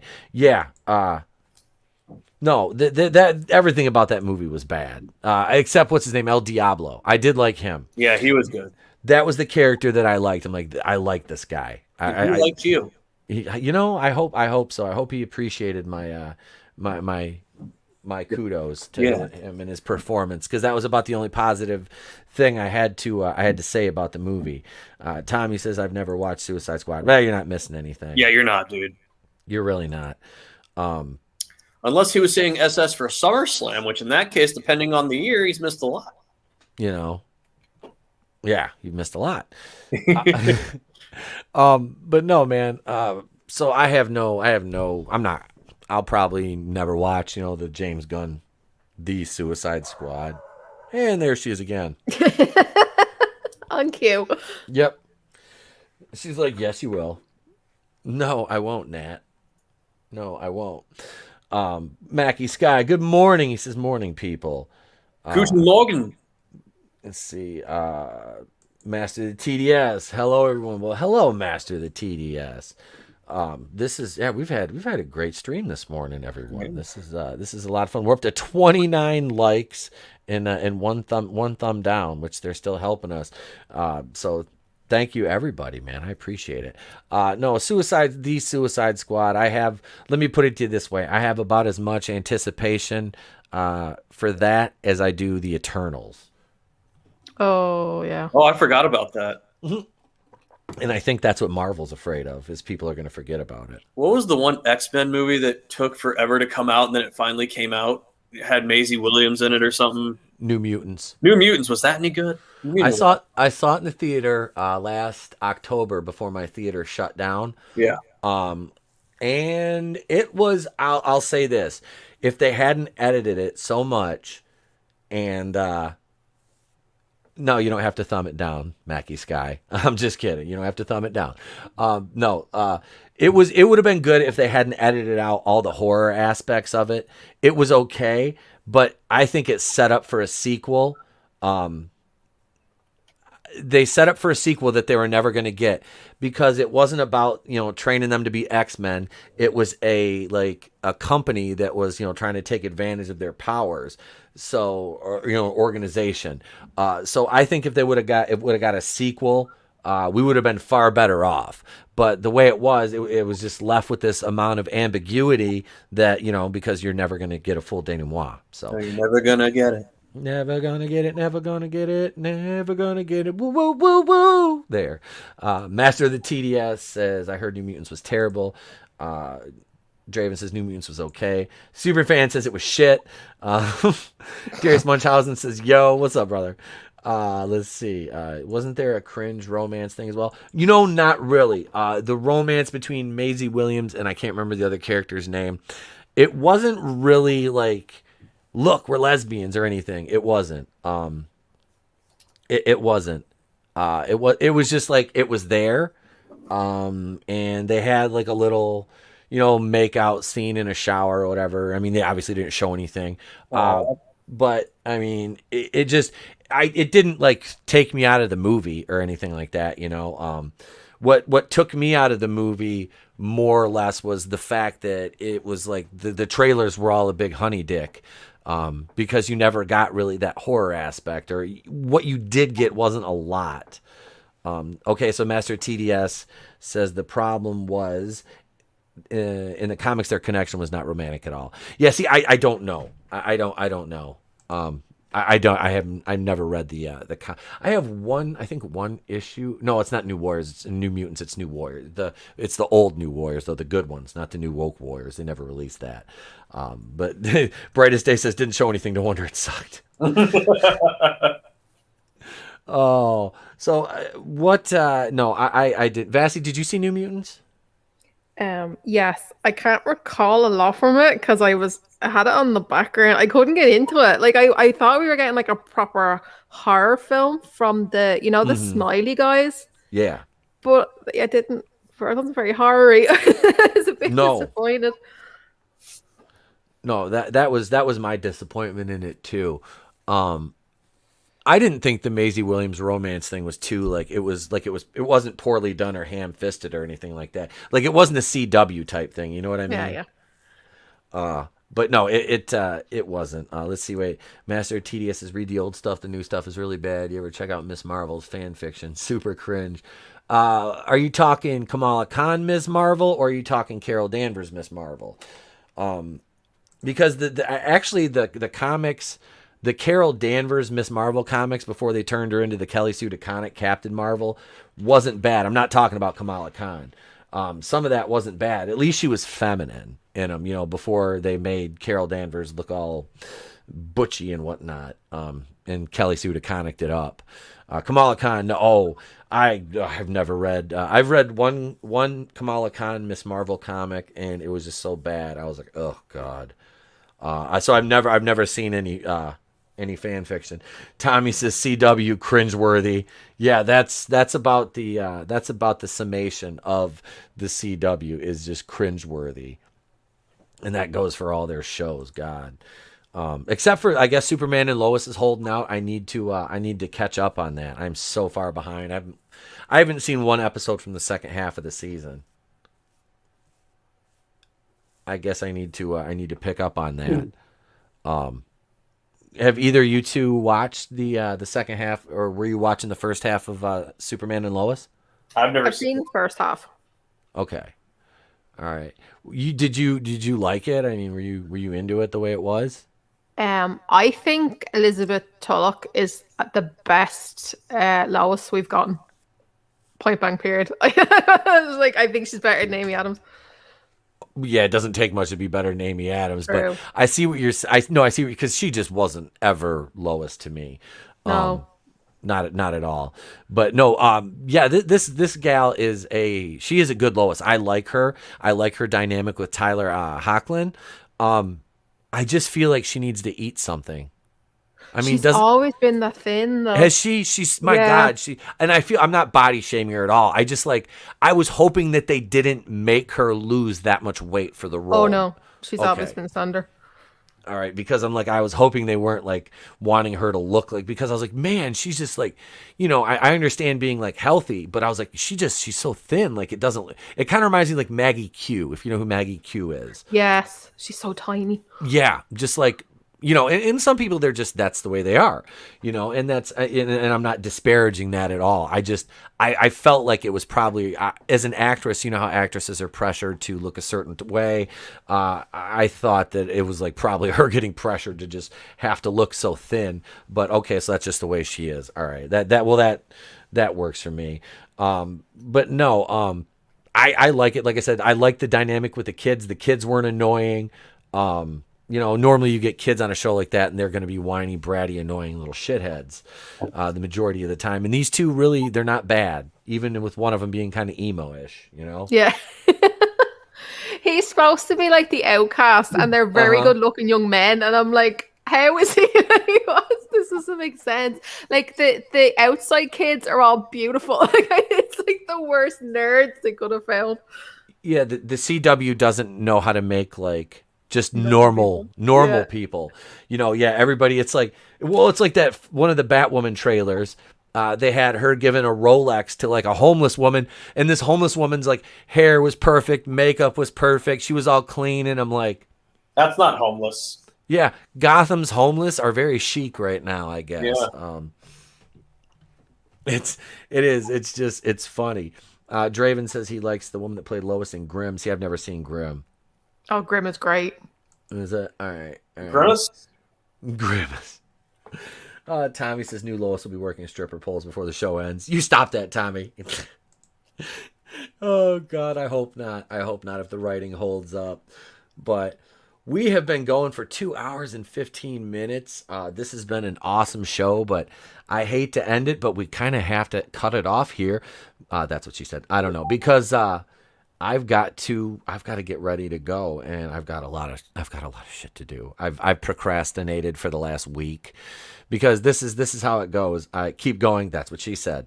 God, I got two of them, and that's what. Damn it, that's what. I gotta stop. I can just keep going. Damn it. See, I can do this all day, all day, all day long. All day. But no, really, I do. I procrastinated. I've got to vacuum the Jeep. I've got to pack. I've got to go shopping. Yeah. Go full snip like Sporking. Oh, God. So thank you, Vassy and Coach, for being on this morning, and Tony earlier. I appreciate you guys coming on and spending the morning with me. Thank you for having me on. Absolutely a pleasure. Coach, this time next week, I will be down in Indiana. Yeah, this time next week, I was about to tell you, I won't be able to do anything next Friday because, I'll be busy. Yep. There's, ladies and gents, there's not going to be a show next Friday. Unless I do it live from the hotel. Do. Okay. All right. I'll on tour. Let's go. All right. I'll take my equipment, and I will probably be hungover, and I won't be able to be on camera, but you could. It's entirely your choice. Well, I'll just go up to the rooftop bar first thing in the morning and do it up from the roof. How about that? Good call. I'll just take it up there, and we'll get a great, beautiful view of the city. But no, I will work something. There will be some footage and stuff from next weekend, I'm sure, that makes its way onto the interwebs, onto YouTube somewhere, or Instagram. Who knows? But so Vassy, go ahead and plug what you got coming up on your channel. Oh dear. Oh wait. Or not. I have Fear Street Part 2 is out today. So there is a review tomorrow, and I'm streaming on Tuesday at 9 p.m. Irish time. I don't know time zones. Please Google that. But yeah. All right. Well, thank you for coming on. I do appreciate it. Thank you. Oh, you're welcome. Always. Coach, thank you, my brother. Hey, thanks for having me. Just remember, guys, don't sweat the petty stuff and don't pet the sweaty stuff. Words to live by. Right. Right. Let's see. I have nothing coming up this week. God, my beard is a hot mess right now. I have nothing really coming up this weekend. Like I said, I am going to be out of town. We're celebrating my boy's birthday tomorrow. So I've got that. And, but yeah, Monday we'll be back on schedule with a video, and we have the show. We have episode 160 of the podcast Monday night. 160 episodes. We're all vlogging it Monday night. Yep. Yep. It's been fun. But no. So keep sharing the streams, liking the videos, and I thank everybody in the chat. Tommy the Guinea Pig Collective, Brutal Morningwood, Jay Lee, Darius Munchausen, Superfan Adam Shawhan, Master of the TDS. Let's see who else we got. Angelus Draven, of course. Tina Bojan was here. Makini Draws was here. Mackie Sky was here. Nikki, John Davies. I'm just scrolling back up here trying to catch everybody's names. Brightest Day. I did not forget you, sir. But thank each and every one of y'all for being here, man. Frank and the Shawhan, Wiener Dog Clan, Latino Slant, Pursuing Paranormal. I appreciate everybody watching. Subscribe to Vassy Reviews. Subscribe to my co-host, Tony Tone Deaf, the Clown World Review. Give those guys views. Zachariah315, thank you for being here as well. I couldn't see any of your comments because I scrolled back as far as I could, but thank you so much. We appreciate you spending your morning with us. Hope we are able to provide some levity for your day. And with that being said, ladies and gentlemen, I am Tepokuian of the Place to Be Reviews. I've been here with all of yous. If I don't see you, have a great day, a pleasant tomorrow. Remember, it's better to burn out than fade away. Star-Lord, you toxic white male, take him home.